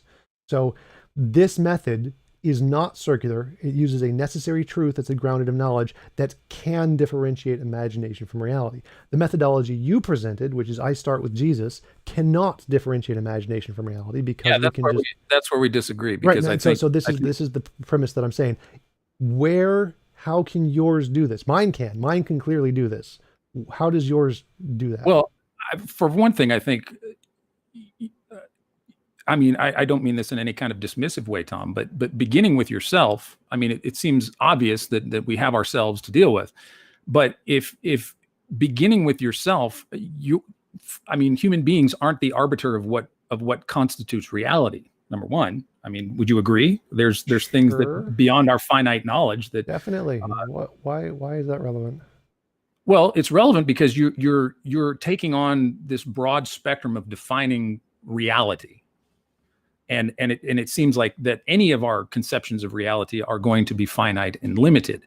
Sure. And you've expressed to me that the language that you use to demonstrate to yourself that you exist is imaginary, and that you say that the language is irrelevant. So the language doesn't demonstrate anything. The existence is what demonstrates it. And the language just describes the existence. The existence itself has a correspondence to the language because the language comes from us. No, the language, the existence is true independent of any language. So if language never existed, the existence is still going to be there. The language makes no difference at all. You can just, the language does nothing to affect the argument. You can do anything you want with the language. It'll never change the argument. It'll never make it false.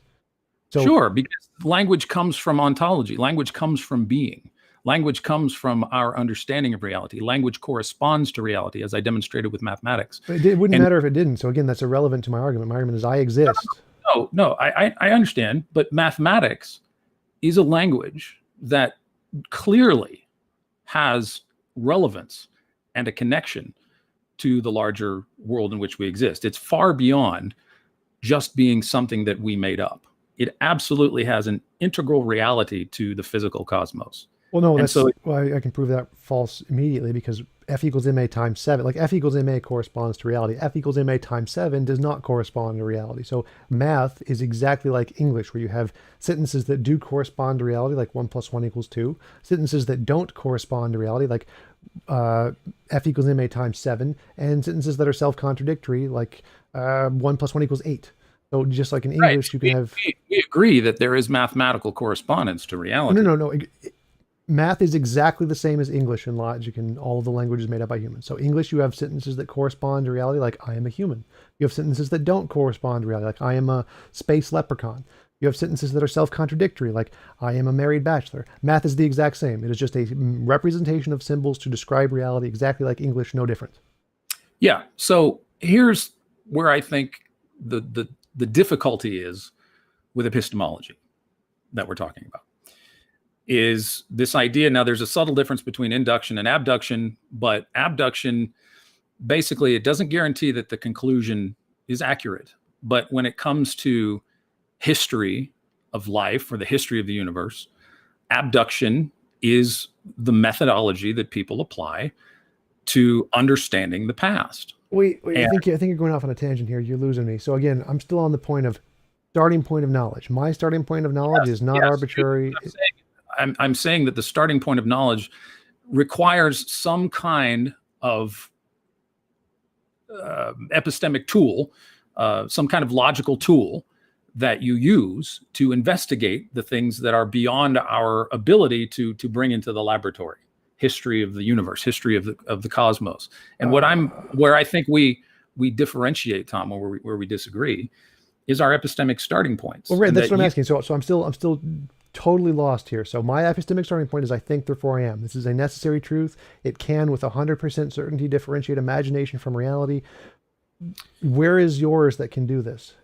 So this is the problem that I have. That you, as an individual, have made this large-scale claim that you, as Tom, can differentiate between imagination and reality, and then pronounce what is and is not part of reality.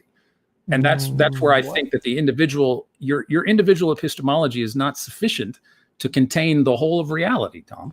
Okay, that's so the problem. I didn't say any of that. I didn't say don't see that you have access to that. So just let's I can demonstrate this. Let's just start at the beginning. So here's my starting point. I think, therefore I am. It's necessary. It can differentiate imagination from reality. Where is yours? If yours can't, then mine's automatically better than yours because it's on the first step. Well, there it is. There it is. The assumption right there that you're just telling me that mine can't.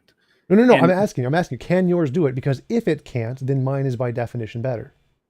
Well, you are still making that determination. And from our conversations, I think you find my epistemology inadequate. Wait. No. This was something we agreed on. We agree there is a difference between imagination and reality. So we agree that to have an effective epistemology, you need to be able to differentiate between the two. Mine definitely can. Like, I can't think, therefore I am, and not am. Doesn't make sense. But how does yours accomplish the same thing? Because mine definitely can in this starting point case. Well, and that's where I think we differ. That I could say that I could differentiate, that my mind can determine what differentiates imagination from reality, and my standard is not finally myself, Tom. That's where we differ. That my standard is not my own thinking about reality, but someone who actually is the creator of reality, and that's where I think that we differ. Right. No. So I agree that's where we differ. And so I'm asking you, how does your methodology of starting with something outside of yourself differentiate imagination from reality? Mine definitely does. Mine, like, if you could give me an example of how mine could not do it, I'd be very impressed. But I'm saying your example of where I start with Jesus is the truth. Well, okay, I can just use the same method. The spaghetti monster is the truth. So I can clearly list an imaginary thing that can use the same method and be justified using your methodology. Therefore, your methodology cannot differentiate imagination from reality. But mine, you can't give an example because you can't give an example of a thing that thinks and doesn't exist. Well, I'm not denying your existence. What I'm saying is that you, by your own standards, Tom, you cannot justify your own existence to anyone else but yourself. That wasn't the premise of my argument, so I don't need to. But that's the problem with your epistemology. That's not a problem. I didn't. That wasn't right off the bat. You can't say it's a problem if it's literally not one of the premises. Like, if you say argument 1, premise 2, premise 3. Well, there's a problem you didn't list in the argument. That's not in the argument. So you can't criticize something not in the argument. No, but the beginning starting point is very important for how you've arrived at the conclusions that you do. I think, therefore I am. So go ahead. That's the starting point. I think, therefore I am. Like, what? How does that relate to your objection there? It relates in the fact that you can't, with your own novel testable prediction concept, cannot demonstrate your own personal experiences or concepts of reality to anyone else but yourself. Why? I don't know why you keep saying that, because I never claimed to be able to. You're trying to apply your own idea of reality to mine. No. So again, we're not nearly that far down the argument hole yet. We're just at this one part. Here is the starting point for knowledge. I didn't say anything about novel testable predictions yet. Not a thing. All I've said is I think, therefore I am. I exist. That is a good starting point. That is not circular. I understand. So now I'm looking for your starting point that is equivalent to that can do the same thing. Well, Jesus says in John 8:58, I am. And so he is the creator of the universe and knows more about reality than either of us do. Okay. So if we compare these two starting points, like my starting point is I think, therefore I am, and you can never give an example of someone thinking and not existing. That's not possible. But I can give an example of Harry Potter said in book 7 of J.K. Rowling's thing, I am the way. Like, well, clearly that method of some person said something doesn't differentiate imagination from reality. It can get you false positives. Mine can't, yours can, so that does not seem to work. I don't know how you think you're exempt from creating false positives or a psychology that gives you a sense that this feels good to you, and so therefore psychologically you've made this up for yourself. How can I think, therefore I am get a false positive? Well, in terms of your concept of reality, if you want to just I didn't say anything about reality. I said, how does I think, therefore I am? That is my full methodology. I think, therefore I am. How does that give a false positive? You can be self-deceived very simply. How can I deceive myself into not existing? Like, how can I believe I exist and be wrong? How is that possible? I'm not talking about your physical existence. I'm talking about the whole person of who you are, Tom. I don't care if I'm physical or if I'm idealistic or if I'm a combination of both. Tell me how I can think I exist and be wrong. How can I get a false positive? Because a positive means you believe something to be true. So I believe I exist. How can I have a false positive belief that I exist? How is that possible? Let's go back to what we talked about last time. Sean Carroll affirming Everett's many worlds hypothesis. And consider that the mathematics tells him, and he affirms it, though he doesn't spend a whole lot of time with it, that if the universe, our universe, is just a quantum fluctuation of some kind, that the mathematics of quantum theory tell him, and told Everett back in the 50s, that there are a possible many worlds out there in which there are a multitude of Tom jumps. You've totally lost me. Okay, are you familiar with Everett's many worlds interpretation of quantum mechanics? Yes, but okay. So just using that example. What does the math yield? What is Sean Carroll affirming in Everett's quantum mechanic theory? The math in the many worlds hypothesis is that combining the vacuum energy in space and early universes Guth inflation, you get a combination of an infinitely expanding amount of universes that are all existing, and you get one of every possible variation. Right. But again, so in every one of those cases, every me in that case who believes I exist is going to be right every single time. That can't get a false positive. No, what you have are individuals who think they exist. And you're talking about ontology and existence. What does it mean to exist in multiple universes and multiple arenas? How do you actually know that you really finally exist? If they think how can they think they exist and not exist? Well, you could be a brain in a Boltzmann brain universe. If a Boltzmann brain is thinking, then the Boltzmann brain exists. Well, it could be thinking can be an illusion. It can be illusory. That's what Boltzmann did. That's what he thought. That your brain is projecting an illusion of existence, not actual existence. No, you can't project an illusion. How do you have if you have an illusion? To have an illusion, you have to exist to have the illusion. You can't have an illusion of existence and not exist and have the illusion of existence. So, well, how do you demonstrate that you exist? How do you do that? I think, in your worldview, how do you demonstrate that you exist? To me, not just to yourself, but I don't need to. So my methodology, I think, therefore I am, cannot demonstrate a false positive, cannot result in a false positive. You're just telling me that. You don't actually demonstrate that you actually exist in a physical sense. I'm not trying to. I don't need to. So that's not the point. The point here is, can the methodology create a false positive, yes or no? If it can create a false positive, then it cannot differentiate imagination from reality. If it's logically impossible for it to create a false positive, then it can. So that's the question. I still think that you cannot finally demonstrate that you really exist as you think you do. I didn't say I think I exist in any kind of way. I just said I exist. I don't care in what way I exist. I could be a brain in a vat. I still exist. I could be in the Matrix. I still exist. I could be exactly my point. Well, none of that was in a part of my point. So again, my point is I exist. That's the conclusion. I don't care how I exist. That's not a part of the argument. Nowhere in my argument does I say I exist as a physical being or I exist not in the Matrix. I don't care about any of that. That's not a part of my method. My method is simply I think, therefore I am.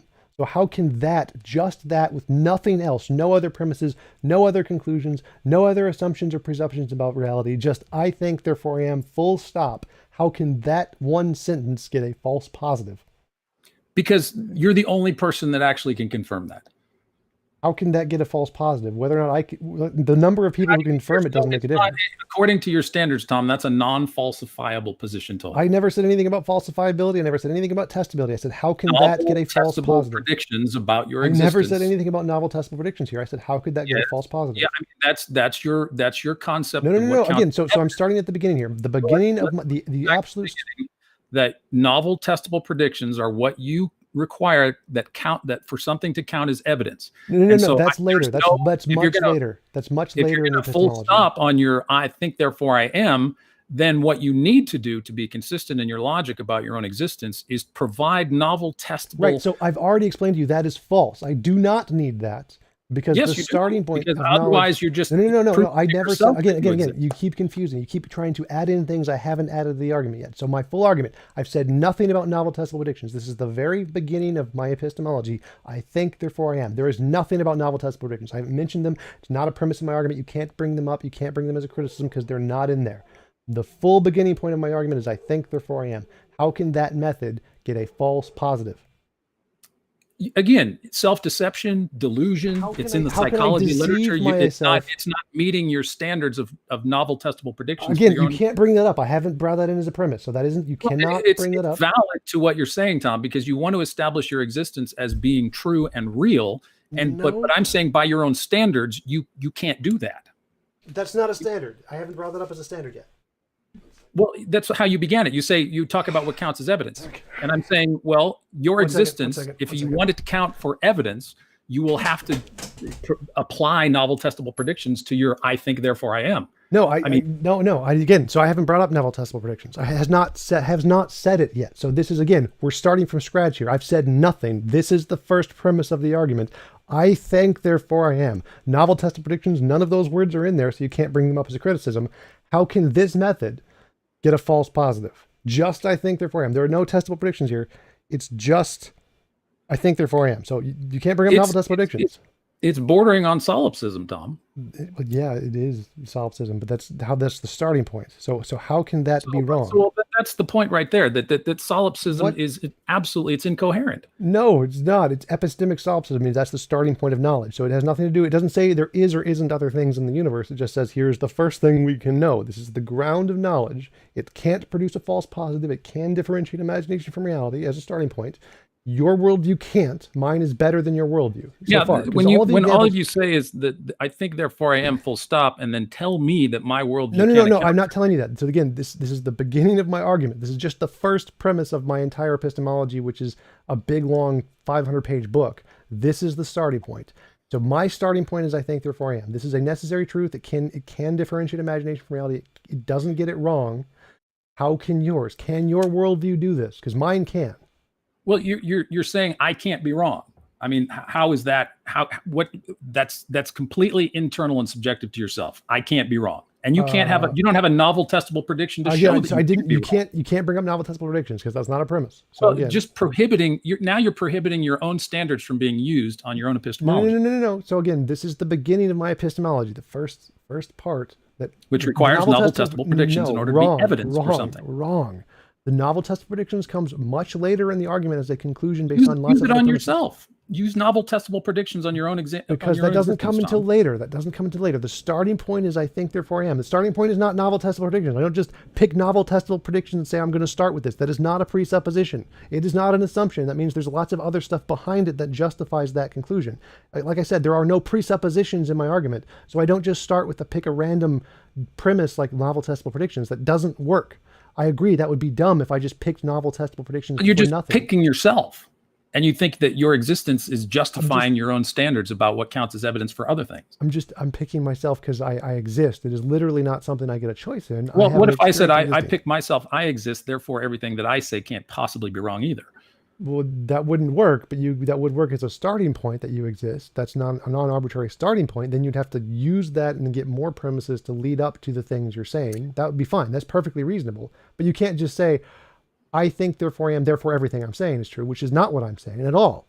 I never said that. I said, here, I think, therefore I am is a good starting point for knowledge, which is non-arbitrary. It doesn't result from false positives. It is true. It will always get the correct answer.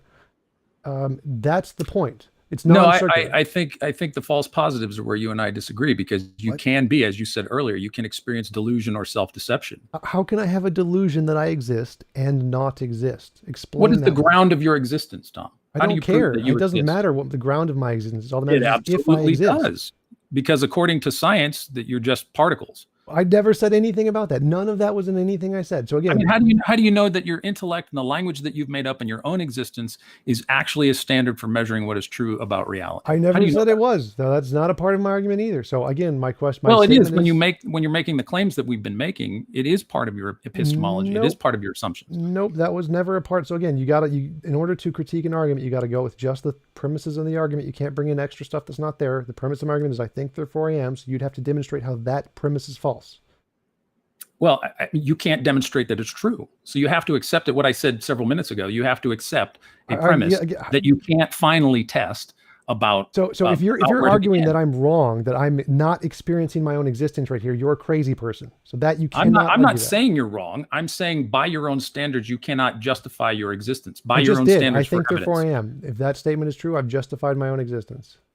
Well, again, that's to yourself. But I never said I could. Again, so why do you keep saying that? That doesn't help your argument at all. So it doesn't matter. I think the source of your origin of your epistemology is important for everything else that you say in the discussion. I believe that. The source is the fact that I exist. So how I exist doesn't matter to my argument. I don't care if I'm a matter. Sure I it don't care does, if because how you exist, where you came from, your origins, doesn't how make you any understand difference. language, how you Makes no understand difference. mathematics, how you Makes no understand difference. reality, if it's created or uncreated. Makes no difference. All of that points back to the foundational idea of who you are and what you think, or who you Makes think no you difference. are, and Like how you all think of you that, exist. like none of that can change the statement I said. I think therefore I am. None of it can make it true. None of it can make it false. It's always going to be the same. It's ontology independent. Doesn't matter what you put in for the ontology, whether we're created by God, whether we're created by matter. It's always going to get the same result. I think therefore I am is still going to be true. That's why it's a good starting point, because none of that stuff you listed matters. Well, that's where we differentiate. It does Okay, matter. so I think it does. That's what and I'm we're not asking. going to solve it. I mean, I No, don't. no, I no. don't wanna keep You going keep around saying and around, that. but You keep saying that, but you've demonstrated nothing. Like demonstrate to me how changing any of those variables you listed can make I think therefore I am false. How can I think I exist and not exist? because how do you define who you are? I don't need to define You're who I only- am. I'm just defining I exist, not who I am. But your existence is predicated upon it's a circular, internal, subjective idea of your existence. That No, you no, have it's not literally a direct demonstrated. experience. The thinking is the experience. There's no, I don't care if I'm But physical. you I can't don't care prove if that I'm, to anybody else but yourself. again, doesn't make a difference. None of that. I don't know why you keep saying that. That doesn't help your argument. I think it does. I don't think we're going to How? solve it here, but so we could go How on. does that make a difference? Like, how does change? You can change who I am, however you want. Go for it. Feel free. Knock yourself out.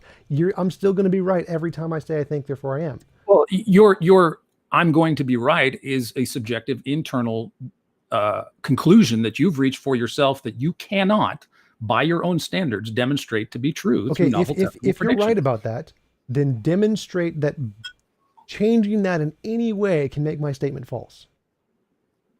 Change something about anything about how I exist to make my statement false. Well, it's not that I'm trying to say that it's false. I'm saying that your statement is internally consistent to yourself, but it doesn't demonstrate that you actually exist. Okay, so take whatever you said, whatever you want, whatever premises, whatever objectification you want, and make my statement false. Because if you can't, then I'm right, and I'm not. My objective is not to make your statement false. Well, that's what I'm claiming. I'm claiming you can't. Doesn't matter what you do. You can never make my statement false because my statement is a necessary truth. That makes it a good starting point. Yeah. So your starting point is determining that my starting point is not allowable. No, my starting point didn't say anything about that. My starting point said, here is a good starting point. Yeah, you said I can't use Jesus as a starting point. No, I didn't say that at all. I said, here's my starting point. I think, therefore I am. Now you demonstrate your starting point that can do the same thing, that has the same. And my starting point was Jesus says he's the I am and the creator. And that's where I begin. Yes, I don't begin with myself. That's perfect. I am contingent upon. Perfect. So now we have your starting point is Jesus. My starting point is I think, therefore I am. Now I'm going to take your worldview and demonstrate it's false by using the same method to show a false conclusion, show a false positive. Let me pause there. And here's the problem that I think we're having that I think is a problematic for your worldview. You would have to be an omniscient being to know that an omniscient being does not exist. I never said it didn't exist, so that wasn't a part of my argument. Well, my argument to say that there's no evidence, to say that Jesus isn't God, to say that I never said any of that. Never said any of that. So my argument is, here's your method. Your method is I start with Jesus. Jesus is the truth. I start with Harry Potter. Harry Potter is the truth. I can use the same method and get a false positive. So that method that you used led to a false positive. Now, so I know Harry Potter doesn't exist, or we can be reasonably conclude Harry Potter doesn't exist, or I can just say square circle if you want. We can go with square circle. The square circle is the truth. So I can use your method to get a false positive very, very easily. It's very easy to demonstrate your method leads to a false positive. Now, if my method is as bad as yours, you would need to be able to do the same thing to my method that I just did to yours. Well, why can't Jesus say the same thing you're saying and say, I am, therefore I exist? He could. He's perfectly fine with that. That would be a great starting point for Jesus. Well, how do you know he has not done that? I mean, you're coming at it as though I'm saying you haven't done that. I'm not saying he hasn't done that. I'm saying you haven't done that. I'm not following you. So what do you mean I haven't done that? My starting point is I think, therefore I am. Your starting God point could is say Jesus. the same thing about his starting point. Yeah, God can definitely do that. So how does your I am, how is your I am capable of judging his same basic I am? It seems the competition his of would I be ams justifiable here. too. So my I think therefore I am would be justifiable, and his I think therefore I am would also be justifiable, and so is yours, and so is literally everyone who thinks therefore they are would all be justifiable to use that as a starting point, because that's a good starting point. But using someone else as a starting point doesn't work, and I can demonstrate that because it leads to false positives. So you're saying using somebody else as a starting point for one's epistemology leads to false positives and therefore is unreliable. Yes. Where did that come from? What? Where did what come from? Where did you get that assumption It's from? not an assumption. I can demonstrate it. So, for example, I can say, you believe in X created the universe or whatever. I can say, I believe in not X created the universe. Both of those can't be true, logical contradiction thing. So we know that that method leads to a false positive. One of those two statements is going to be false. So one of them is a false positive. No, but you can't do that for mine. A false positives don't eliminate one of the other explanations. Right. This is not a proof that there is no God. That's not what this is. I know that. I know you're not trying to prove it. I'm just saying that a false positive does not negate a starting point. Yes, it does. If your starting point can't differentiate between which one is the false positive and which one is not the false positive. Back to this idea of people being self-deceived and experiencing hallucinations and being deluded. Your statement that I think therefore I am is subjective to that very problem. That created a system or a foundation for understanding reality that is rooted and grounded finally in yourself. So I've already asked for this. If you're right, demonstrate it. Demonstrate how my statement, I think therefore I am, can lead to a false positive using delusions, illusions, hallucinations, whatever you want. Demonstrate how that statement can get a false positive. Let's grant that you're right. Let's say, okay, it does have that problem. Show me. Show me how I think therefore I am can get a false positive. In Hugh Everett's Many Worlds interpretation, there's a TJump in another universe doing something completely different. Which one of you is the real TJump? Both. What? Anything that thinking exists. How do you know that you're him and he's you? How do you know that? Again, so existence is just the thinking. So it doesn't matter if I'm thinking or he's thinking. They're both thinking. They both exist. Anything that does thinking is existing. But what if in one alternative many worlds, you're thinking in logically contradictory ways to the way in which you're thinking now? Which one of you is right? They're both right. If they're both thinking and they both think they wait exist. a minute, hold on a second. No, because the other Tom is not. So remember, just to clarify, the argument is I think therefore I am. That statement has to lead to a false positive. So if the person in the other universe is saying I think therefore I don't am, or I don't think therefore I not am, or something, then that would not be my statement. I think therefore I am. That would be the opposite of my statement. What if you don't exist in another Everett? You're dead in another world. That would be fine too. I would not be thinking in that world. That's contrary. Which one of you is the real existing person? If one of you is dead and one of you is alive, there's no one of you is telling the truth? Doesn't matter how many TJumps there are. If anything is thinking, that thing that is thinking exists. Now I'm going to call myself TJump because I like it. I don't care. It doesn't matter how many TJumps there are. They're all going to be the real one. If they're thinking, they exist, and that's all the only requirement here. No other properties are required. Just the thinking. That's it. But your other thinking TJumps in other universes may be producing false positives that you can't verify or justify. What's the false positive? What's the false positive? The false positive is that you might be in another universe, existing as thinking in completely different terms, or maybe your thinking is merely an illusion. You're in a matrix or a hologram. In one other universe, you're programmed to feel like you're thinking.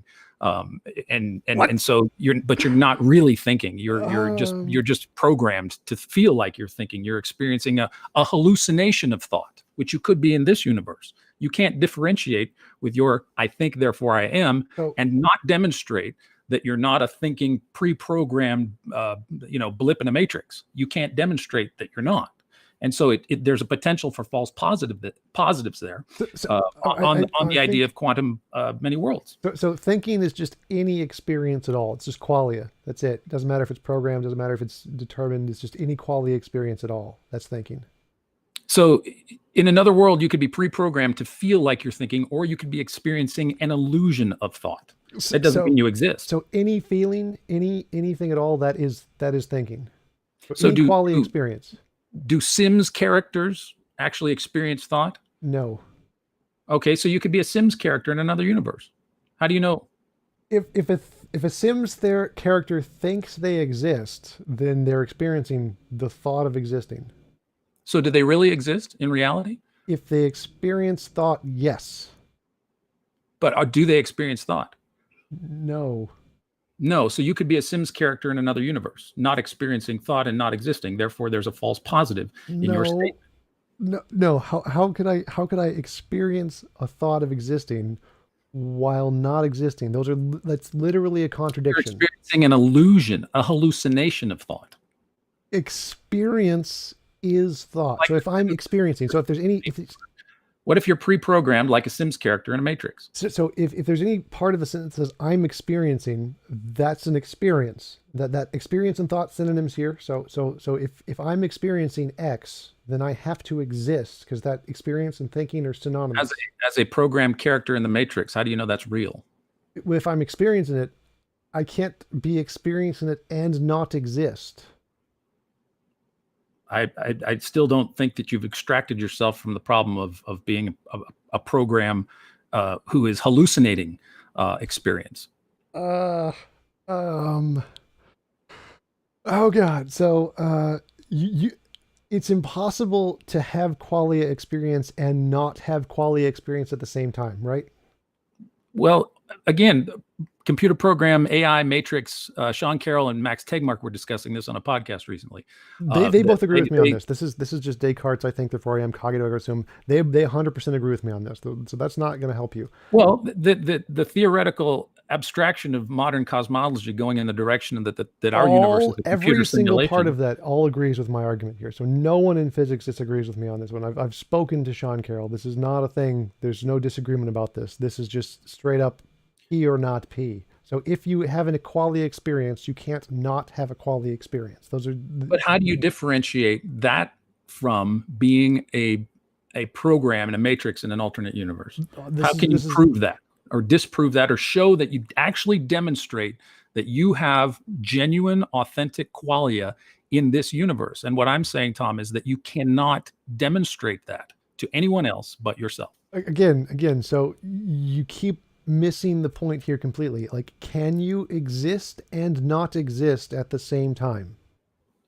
And again, I'm asking you to define ontological existence Just and demonstrate that it's not a matrix or a brain in a vat. You can't do that. You have no conceptual means. Again, you're not. You've said nothing. You've said nothing there at all that is relevant to my point. So existence. If you exist in the matrix, you exist. If you exist in the brain in a vat, you exist. If Does you exist a as a Sims program, character exist you in a computer exist. program, Tom? Do they have a quality seem to be experience? unable to say whether or not a Sims character actually exists. No. In I've already reality. answered that. If they have quality experience, they exist. If they don't have quality experience, they do not exist. And if you are a Sims character, how do you know if you are or not a Sims character in a matrix? If I have quality experience, then I exist. That's how you know.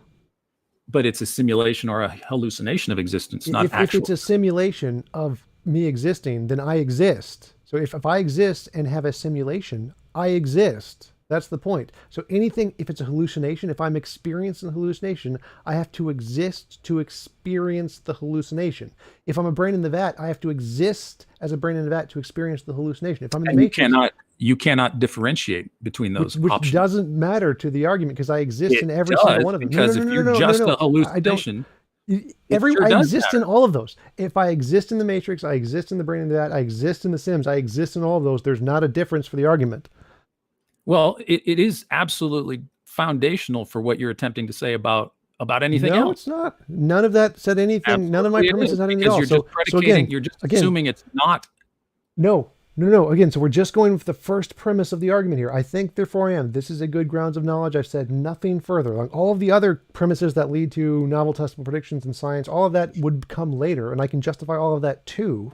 But we're just going with the first premise here. I think, therefore I am is a good, non-circular starting point of knowledge that is necessarily true and can't get it wrong. It cannot produce a false positive. Yours clearly can, mine clearly can't, and you keep saying it can, but you've demonstrated 0 cases where you get a false positive. Well, that's where we disagree. And I think based on false positive material science, based on the material science, you cannot finally demonstrate that your existence is what you say it is. That's not a false positive. So again, you're just playing with the definition of false positive to make it mean something it doesn't mean. A false positive means I believe I exist and I'm wrong. I positive belief I exist. I get it Right. wrong. You could False be positive. just a brain in a vat, which in terms of existence. See, What? the elasticity What? of your term of existence is the problem, There Tom. is no elasticity. Any quality experience is existence. So if you experience it, you exist by definition. In a purely materialistic worldview, that ontology of existence is a tricky thing. No, it's not. I didn't say anything about a materialistic worldview. That was not in my premise. So my premise is I think, therefore I am. That's it. Period. Doesn't matter if the world's physical. Doesn't matter if it's idealistic. Doesn't matter if it's dualistic. You get the same result in every single one of them. I'll grant your existence, and we can move on. Well, no.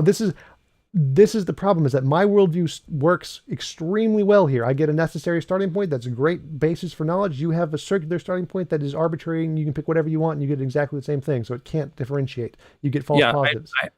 We disagree. I think your worldview, given materialism, can produce false positives. You cannot demonstrate what kind of existence that you finally have. Do you not realize why that's completely gibberish to my argument? Like, that does nothing. That just proves I'm right. No, there are different levels of existence. Which was never a part of my computer argument. Simulation. There are a multitude of different possibilities that your statement cannot differentiate. There are different types of existence, and it can't differentiate between apples and oranges either. But it doesn't claim to, so that's not relevant to the argument. So again, it is. Because you is, want to make pronouncements about what's real and true and testable. Nope. Again, you keep deflecting to try and save your broken worldview here, which I've proven is false. I'm saying that there's nothing in your worldview that actually can differentiate between what kind of existence. I didn't say it has yet. So again, we're starting with premise one. I think, therefore I am. That's all. The only thing I need to differentiate. I will grant you existence so that we could move on to the right. To the next. So I can differentiate. I can say I exist and not produce a false positive. You can't. I can differentiate as well. I just have a different standard of truth by which I do. How does because I've demonstrated yours doesn't work, and you can't demonstrate mine doesn't work. You've demonstrated that mine doesn't work, but you have not sufficiently demonstrated that your own existence is a sufficient and necessary condition to judge mine. Because I didn't say it was. I never said it was. So that wasn't the part of my argument. I don't need to do that. You are saying in an objective sense that I'm wrong. And I'm saying that your concept of your own existence is questionable from the start. And so that your pronouncements about my own epistemology have no bearing until you can establish that you are legitimately existing by your own empirical, verifiable, testable, novel prediction standards. Right. And absolutely all of that is gibberish, because none of that actually affects my argument at all. So again, I don't think you understand how arguments and evidence work here. Like, all I need to do is say just the starting point of our worldviews. My starting point is a necessary truth that can't be wrong. Yours is a arbitrary truth that can be wrong. And you haven't extracted yourself from the problem of hard solipsism. I haven't needed to yet, because we're only at the first premise yet. That's later on, much later on in the later premises. We're still at the first premise. And I think the starting point is absolutely axiomatic to the rest of the discussion. That's why we're starting with the first premise. That's the starting point.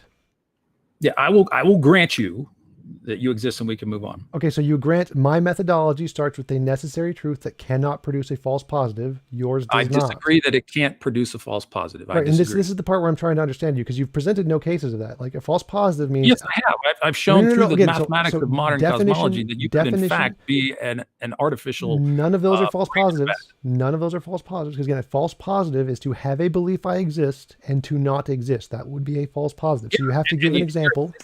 Term of existence is elastic. You can't determine. Nope, my term of existence is not elastic. Term is thinking. The thinking is existence. If you have a thought, you exist. It doesn't matter that if you cannot differentiate in terms of what kind of ontology, qualia, or existence that you have, that is relevant to everything else that you want to tell me about. No, it's not. reality. No, it's not. So again, that does not apply to my argument. That's a straw man. That's straw man gibberish. So my argument is I think, therefore I am. And that method can't produce a false positive. That method cannot produce a thought that I exist. I believe that it can't, but I disagree. So we'll move on. No, this is kind of like I win. I've already won the argument at this point.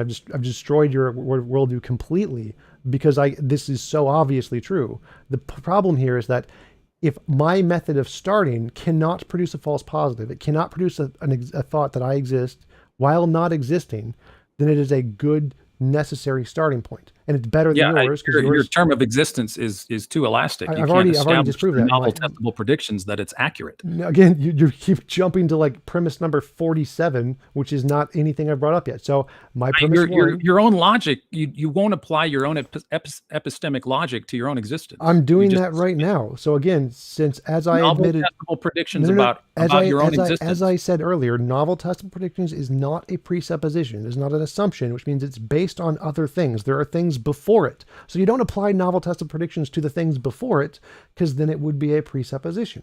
So it's a conclusion based off of other premises that come first. The starting premise is I think therefore I am. So I think therefore I am is before novel testable predictions, not after. You don't apply novel testable predictions to the thing. No, this is what it starts with. There's nothing prior to this. This is the starting point. So I don't apply novel testable predictions to this. This is the starting point. I think therefore I am. So that is the one thing, that this starting point does not have a false positive. You cannot produce a false positive. There is no ambiguity to exist. Exist is just I think. Any thought, any experience, anything of that sort is existence. Doesn't matter if you're a brain in a vat and you think, okay, you exist. If you're in the Matrix and you think, you exist. If you're a Sims character and you think, you exist. Any thinking is existence. So I don't need to differentiate between any of those because they all exist. And none of those are, and whether or not you exist in any of those doesn't change the argument. So it doesn't make the argument false. So it doesn't produce a false positive, proving I'm correct in each of those cases. If I'm in the brain in the vat. Each case of existence is radically different. But it doesn't. And it really depends on your statements when you talk about reality. No, it doesn't. It does, because you're assuming that you exist in a certain state. No, I didn't. I nowhere in that premise did it say I exist in a certain state. The kind of existence that you have is absolutely dependent upon. No. Foundational to what you say about where in I think therefore I am does it tell me what kind of way I exist? Exactly, it can't. It doesn't. It doesn't attempt to. So saying it can't is like, because that if you don't think again, this is the starting point. So the starting point is I think therefore I am. This is my epistemology. I get to define it however I want.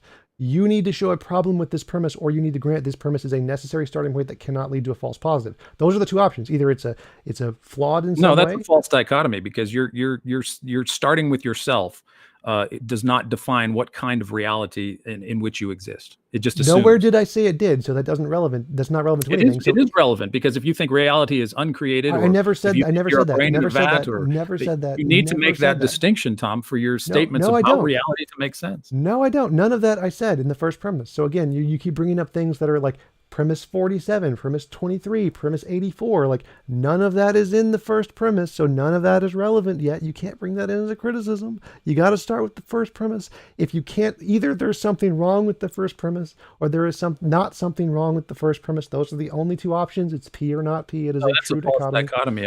I don't agree. There's a lot wrong with your first premise. Okay. So that's not a false dichotomy. So it's a dichotomy. It is, because you're defining what existence is. Either there is something wrong with the first premise, or there is not something wrong with the first premise. That is P. And I think there is something wrong with your first premise. That's making that is good. So we're making progress. What is wrong with the first premise? I think therefore I am. Existence is just any thinking, so it doesn't care what kind. You're too elastic and too ambiguous with existence. That's my problem. That doesn't make a difference. That's not a problem. How is that a problem? It does, because you're going to make further arguments based on this idea of your existence. What? You're going to make arguments based on this premise of your own existence, and you haven't defined what kind of existence that you have. I don't need to. I don't know. I haven't told you what an apple or an orange is either. I don't need to. I don't know why you keep bringing this up. You can't show to anyone else but yourself. I don't know why you keep bringing this up. How is this a problem with the first premise? If you cannot demonstrate through your own methodology your existence, why should I believe anything else that you have to say about reality? How is this a problem with the first premise? So the first premise is I think therefore I am. Where is the problem in that? Saying that existence is the problem because of further premises isn't a problem with the first premise. It's a problem with the further premises. Yeah, the foundational aspect of your idea of existence, that you think you exist, and it doesn't matter how you think you exist, right? So the first premise doesn't matter how you exist, and you want to make pronouncements about my own epistemology and ontology, I'm going to challenge no. You keep your jumping concept of you reality. keep jumping into nonsense that has nothing to do with what I said. So again, first premise, I think, therefore I am. You can't bring up further premises and say there's a problem with the further premises. That would be a problem with the further premises. So this premise, there has to be a problem with this premise on its own with nothing else related. Your idea of existence is ambiguous, Tom. Your idea of existence is ambiguous. Why is that a problem? You can't define it for anybody else but yourself. Why is that a problem? How is that a problem? Where is that a problem with the first premise? Does the first premise contradict itself? Individual able to make pronouncements about reality, reason, logic, made-up language. Where does it do that in the first premise? Where does it do any of that in the first premise? Your own existence cannot be demonstrated to anybody else. Where does it attempt to do that in the first premise? Everything, your interpretations, your imaginary constructs, your standards. Premise? You keep saying that. Where in the first premise does it attempt to do that? If it doesn't attempt to do that, then it's not a contradiction. It's not a problem. So it can only be a problem. You're making assumptions about your existence. Where in the first premise? That has a bearing on reality about what you say about everything. Where in the first premise is the problem? That's the problem. You keep saying this is a problem, but you demonstrate no problem. The ambiguity of your concept of existence in ontology. Where is that a problem in the first premise? Like, how does that create a contradiction say that in the first premise? You can't produce false positives, that you can't be wrong, right? and indeed, but you haven't demonstrated by just saying I exist, therefore I am, that you haven't demonstrated anything. You've just made this statement to yourself and to me, but you haven't demonstrated that you exist. Really, fundamentally, philosophically, metaphysically, you're saying you exist to yourself, but again, it's very solipsistic. And but for the sake of argument, I'll grant that you exist. But I think it's potentially. This is kind of the main point here. So I mean, everyone can see how obvious this is that my worldview is totally better than yours in this case, because it's just saying that I think, therefore I am. Whatever way I exist, I don't care how I exist. Brain in the vat, matrix, Sims, doesn't make a difference. If I think, that thinking exists. And so that's good enough. That's a solid, necessary truth starting point. And there's nothing in that premise that has an issue at all. And you keep saying there's an issue, but you haven't demonstrated. You just keep saying there's further issues of other stuff that you haven't mentioned. You build the arguments from there about my ontology and my epistemology. Stop. Build the arguments from there means there's stuff in the future that I haven't mentioned yet, and you're critiquing that stuff, but you're not critiquing the thing in the first premise. So that isn't a problem with the first premise. You can say there's problems with the further premise, like if I say premise one, Socrates is a man, all men are mortal, therefore John is a mortal. Well, clearly there's a problem with the third premise because I haven't mentioned John in the argument yet. But you can't say that's a problem with the first premise. It doesn't work. So again, the first premise is just I think, therefore I am, and you keep saying there's a problem with just that part, and the problem you keep mentioning has to do with things I haven't mentioned yet. So it's just like saying... define again, I'll just stick with the definition of existence and ontology in your first premise. What does that mean? What does what mean? Existence. What does that mean? Thinking. Any thinking. Right. So again, back to my earlier question: Are you a Sims thinking? Are you an AI? Are you a brain in a vat? What kind of thinking? Those are all thinking, so those all fit into the same argument. So a Sims character can think. If it can think, I don't know if it can think or not. Well, you just said if anybody. I mean, how do you know that? How do you know you're not a Sims character? Is what I'm asking, and you can't seem to be able to differentiate. My first premise doesn't say Sims character. My first premise says thinking, therefore exist. So does a Sims character think and exist? If it thinks, then it exists. I don't know if it thinks or not. It doesn't matter to my argument. So if it does, then how do you know if you're a Sims character or not? Where is that in the first premise? That isn't in the first premise, is it? Where? You're just assuming you're not. I guess. I didn't assume I'm not. I never said that. That's not in the first premise. So if you are a Sims character, it doesn't matter. It doesn't matter if you're AI or thinking. It doesn't matter. Everything is just thinking, and your thinking is enough to justify everything else. My thinking is enough to justify that I exist. Yes. That's to yourself. That's the conclusion of the first premise. I think, therefore I exist. But you want to make this conclusion objectively applicable to everything else that you wish to say, correct? Nope. This is just about the only thing. It's just I think, therefore I am. So you don't even stop. So that doesn't finally matter if you exist or not. It's just the starting point. It's the starting point. That's what matters. Right. You're assuming existence and not really defining it very well or thought very well. I don't know what you mean by thinking or existence. You haven't expanded upon qualia. You know the term qualia? Like you Google. Yes. So it's qualia, experience, thinking. But you can only demonstrate that to yourself, Tom. I can't experience your qualia. You can't prove you're having qualia. Where in the first premise does it say I demonstrate it to anybody else? Okay, so you're solipsistically beginning your epistemological Okay, argument. So again, we're going back to the original question. Here's the first premise. Either there is a problem with the first premise or there is no problem with the first premise, and it is a good necessary grounding. So those are the two options. Either it has a problem or it has no problem. So yeah, it has a problem. It has definitional problems with thinking and ontology. Where does it say anything about that ontology anywhere in it about what? Well, again, clearly, if you don't know what thinking is, or the definition is ambiguous, or you don't know what existence is, or that definition is ambiguous, given the many worlds and other possible interpretations of reality and existence. The ambiguity in your statement, Tom, does not give me confidence that you've demonstrated your existence.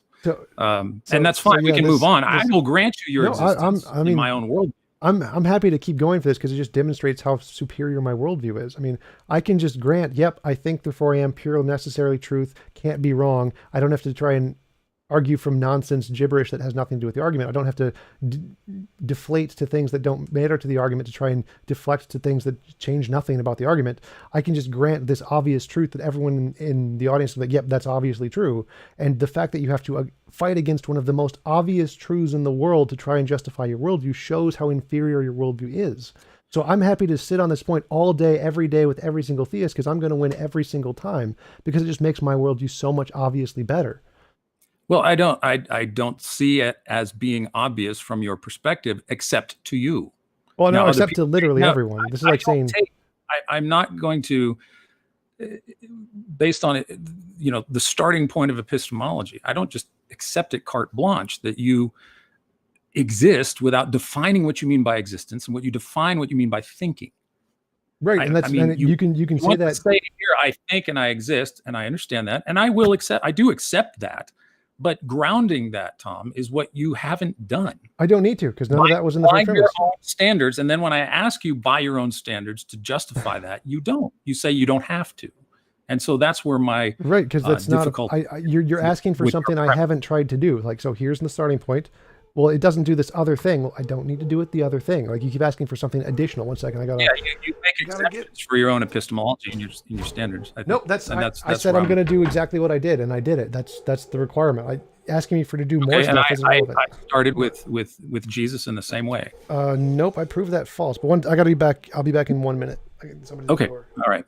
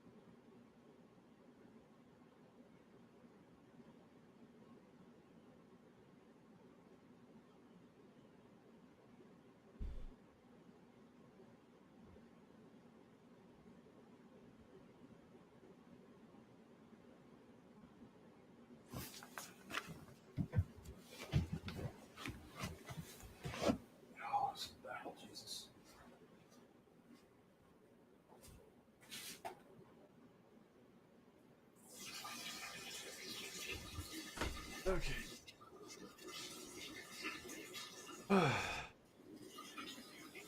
All right, I'm back.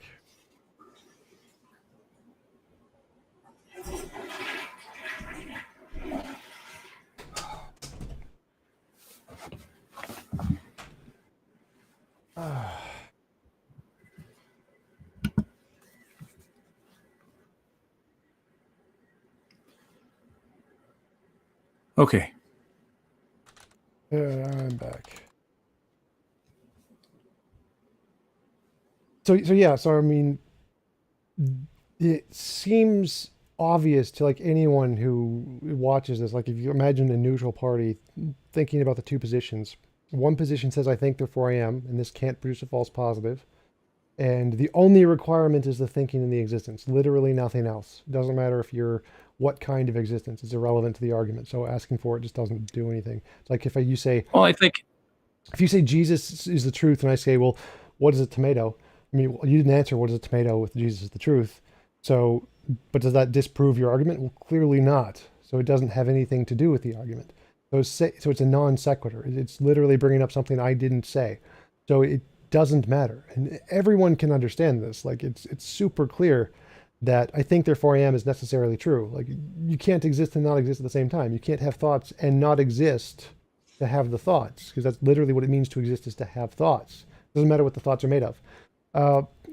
So my grounding, just the first premise, is clearly superior to yours because mine can't produce a false positive by definition, but yours clearly can, because I can just use the same method to produce Harry Potter says he's the truth or whatever, or Circle says he's the truth or whatever. And so it's hard for me to understand why you don't see this as so clearly obvious when it's literally designed to be the most obvious thing in the world. It's hard for me to understand why you don't get this. There's a lot of difficulty that has arisen from Cartesian epistemology. Not in the first premise, there hasn't. So the first premise isn't where the problems are. Well, again, I think what we're talking about is a very difficult subject. Epistemology is a very difficult subject. I'm not saying that I'm an expert in epistemology. Like this part is universal agreement. My objection, Tom, my difficulty with your starting point is simply the definitions of existence and of thinking, and that's where I think we differ. I'm not trying to make you look bad. I'm not saying you're dumb, I'm not saying. Wait, hold on. And I'm not saying you don't exist. That's not what I'm arguing. I'm not arguing that you don't exist. I'm saying that our understanding of ourselves is a complex and difficult process that is not entirely obvious when you really think about it. So there is no. So let me finish, and then I'll let you go. And I think that I'm not trying to be difficult or dense or anything. I'm just saying that my own limited finite knowledge and experience and qualia and everything that I've experienced in reality differs from yours, of course. But that when we get down to the brass tacks of ontology and knowledge and epistemology, it is a very difficult subject. It always has been for me. And as a Christian, I find that my bedrock is not finally myself, but I am a contingent being whose existence is dependent upon Jesus. So I don't want to, I want to, offer an olive branch and say, look, I'm not trying to make you look dumb. I'm not trying to play gotcha. That's just my objection, is this idea of what constitutes ontology, existence, and thought. And that's where we disagree. And I'm not trying to make you look bad. I understand what seems to be patently obvious when you say, I think, therefore I am. I understand, experientially what thought and existence is. But hard empirical philosophical discussions about how we think and what we know are very difficult. And so I just want to say, out of respect. Well, just to interrupt, there's no controversy in anything I just said. Everyone, 100% of every philosopher and every scientist agrees with everything I just said. Like literally, pretty much every human who isn't a flat earther agrees with what I just said. Most flat earthers agree with what I just said. Like there is universal agreement in academia about what I just said. There is no issue with it at all. So this is the hard part. Is like I use this specifically because there is universal agreement on this. As the starting point. Like there is not an issue. The things you brought up are not an issue at all with anything I said.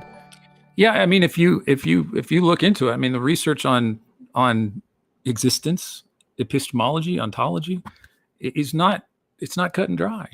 I mean, especially if one is not, a theist. I mean, even if you are a theist, the philosophical theology and the philosophy of existence and ontology are very difficult things. Yes, I mean, they are. They're really difficult at some level, and at some level, they're inherently obvious. So I talk with professionals. I talk with the experts in these fields regularly. None of them at all will ever say what I've just said is an issue. None of them. Like, this is not an issue. There are lots of issues with epistemology. There's lots of issues with ontology. They're very complicated fields. What I have said, there is none of them in that. Not a single issue is in that problem. It is the flawless starting point for knowledge, granted in all philosophy. Cogito ergo sum.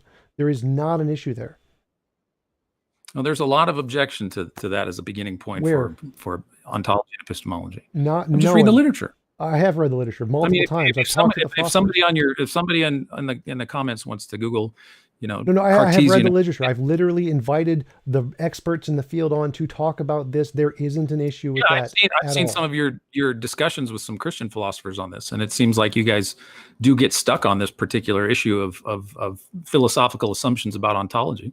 No, none of them have anything to do with I think therefore I am. There is not an issue there at all. Ontology doesn't even come into it at that point. There is no issue. No, sure it does. No, I think your very being. No, whether I'm made of material or idealism or dualism, that ontology, what is the fundamental nature of reality, that ontology does not come into the question. It is not a part of the premise. Sure, it came out of your being. I mean, you're using your being to tell your being that you exist. No. So again, what this constitutes the fundamental ontology of reality, materialism, dualism, idealism, is not in the first premise. It doesn't matter. It is ontology invariant.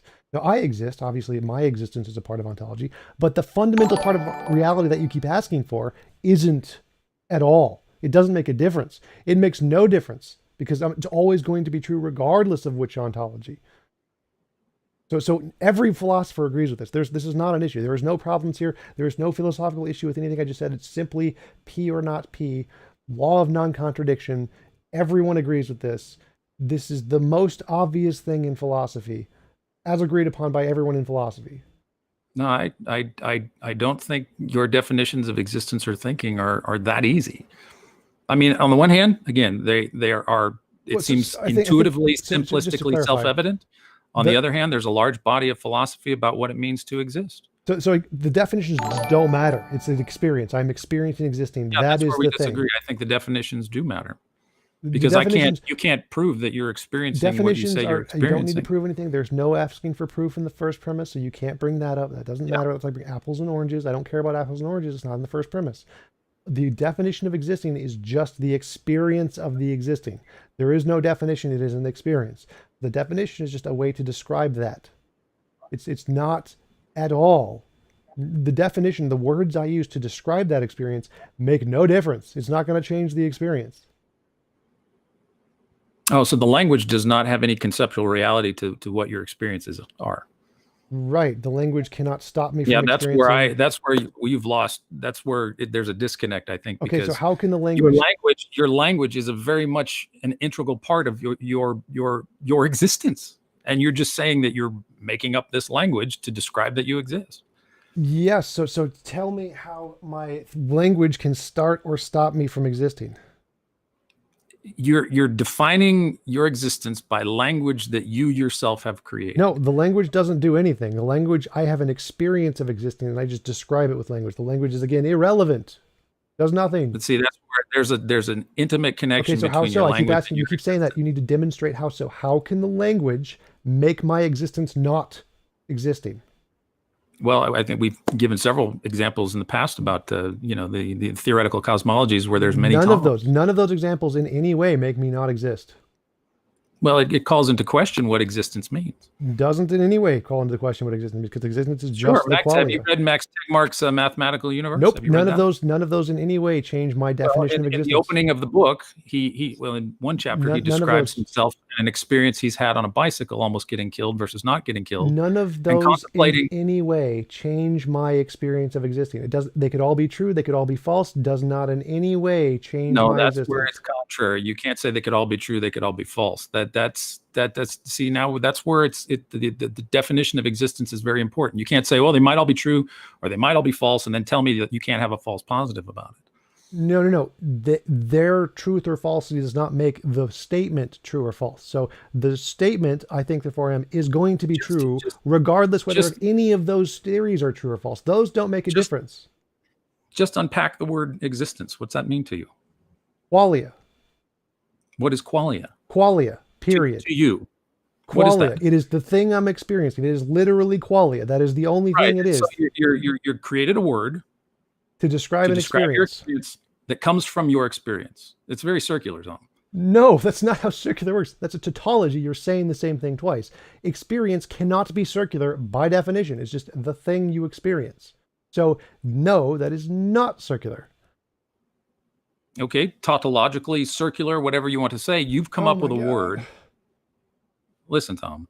Words don't affect the argument. In your existence, you can't demonstrate to me that your qualia is actually real. Yeah, this is going nowhere. Like, what you're saying is just gibberish. Like, I've already destroyed your argument completely so many times. Like, the fact that you don't understand this is literally just the basic facts of reality. I do understand it. I think your definitions of existence are what the problem is. I'm using the philosophical definition, qualia is existence. Yep. And you can't demonstrate this to be true. You assume it to be true, but you can't demonstrate. You don't need to demonstrate it for it to be true. You don't need to demonstrate things for them to be true. They can be true without them being demonstrated. Right. So here's an exemption that you have for yourself. You don't have to demonstrate that this is true. No. You can assume it's true.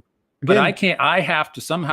I'm burdened with having to demonstrate. Wrong again. Again, there was no point in the first premise. Does it say demonstrate anything? No point in the first premise does it say you need to demonstrate anything. Right. So, but then you claim that my starting point produces false positives and therefore is unreliable. Right. But you can't do that just from your own starting point. You cannot do that. Mine cannot produce false positives, so it does. Well, you can't say your axiom there of your starting point does not have sufficient grounds to tell me that mine is wrong.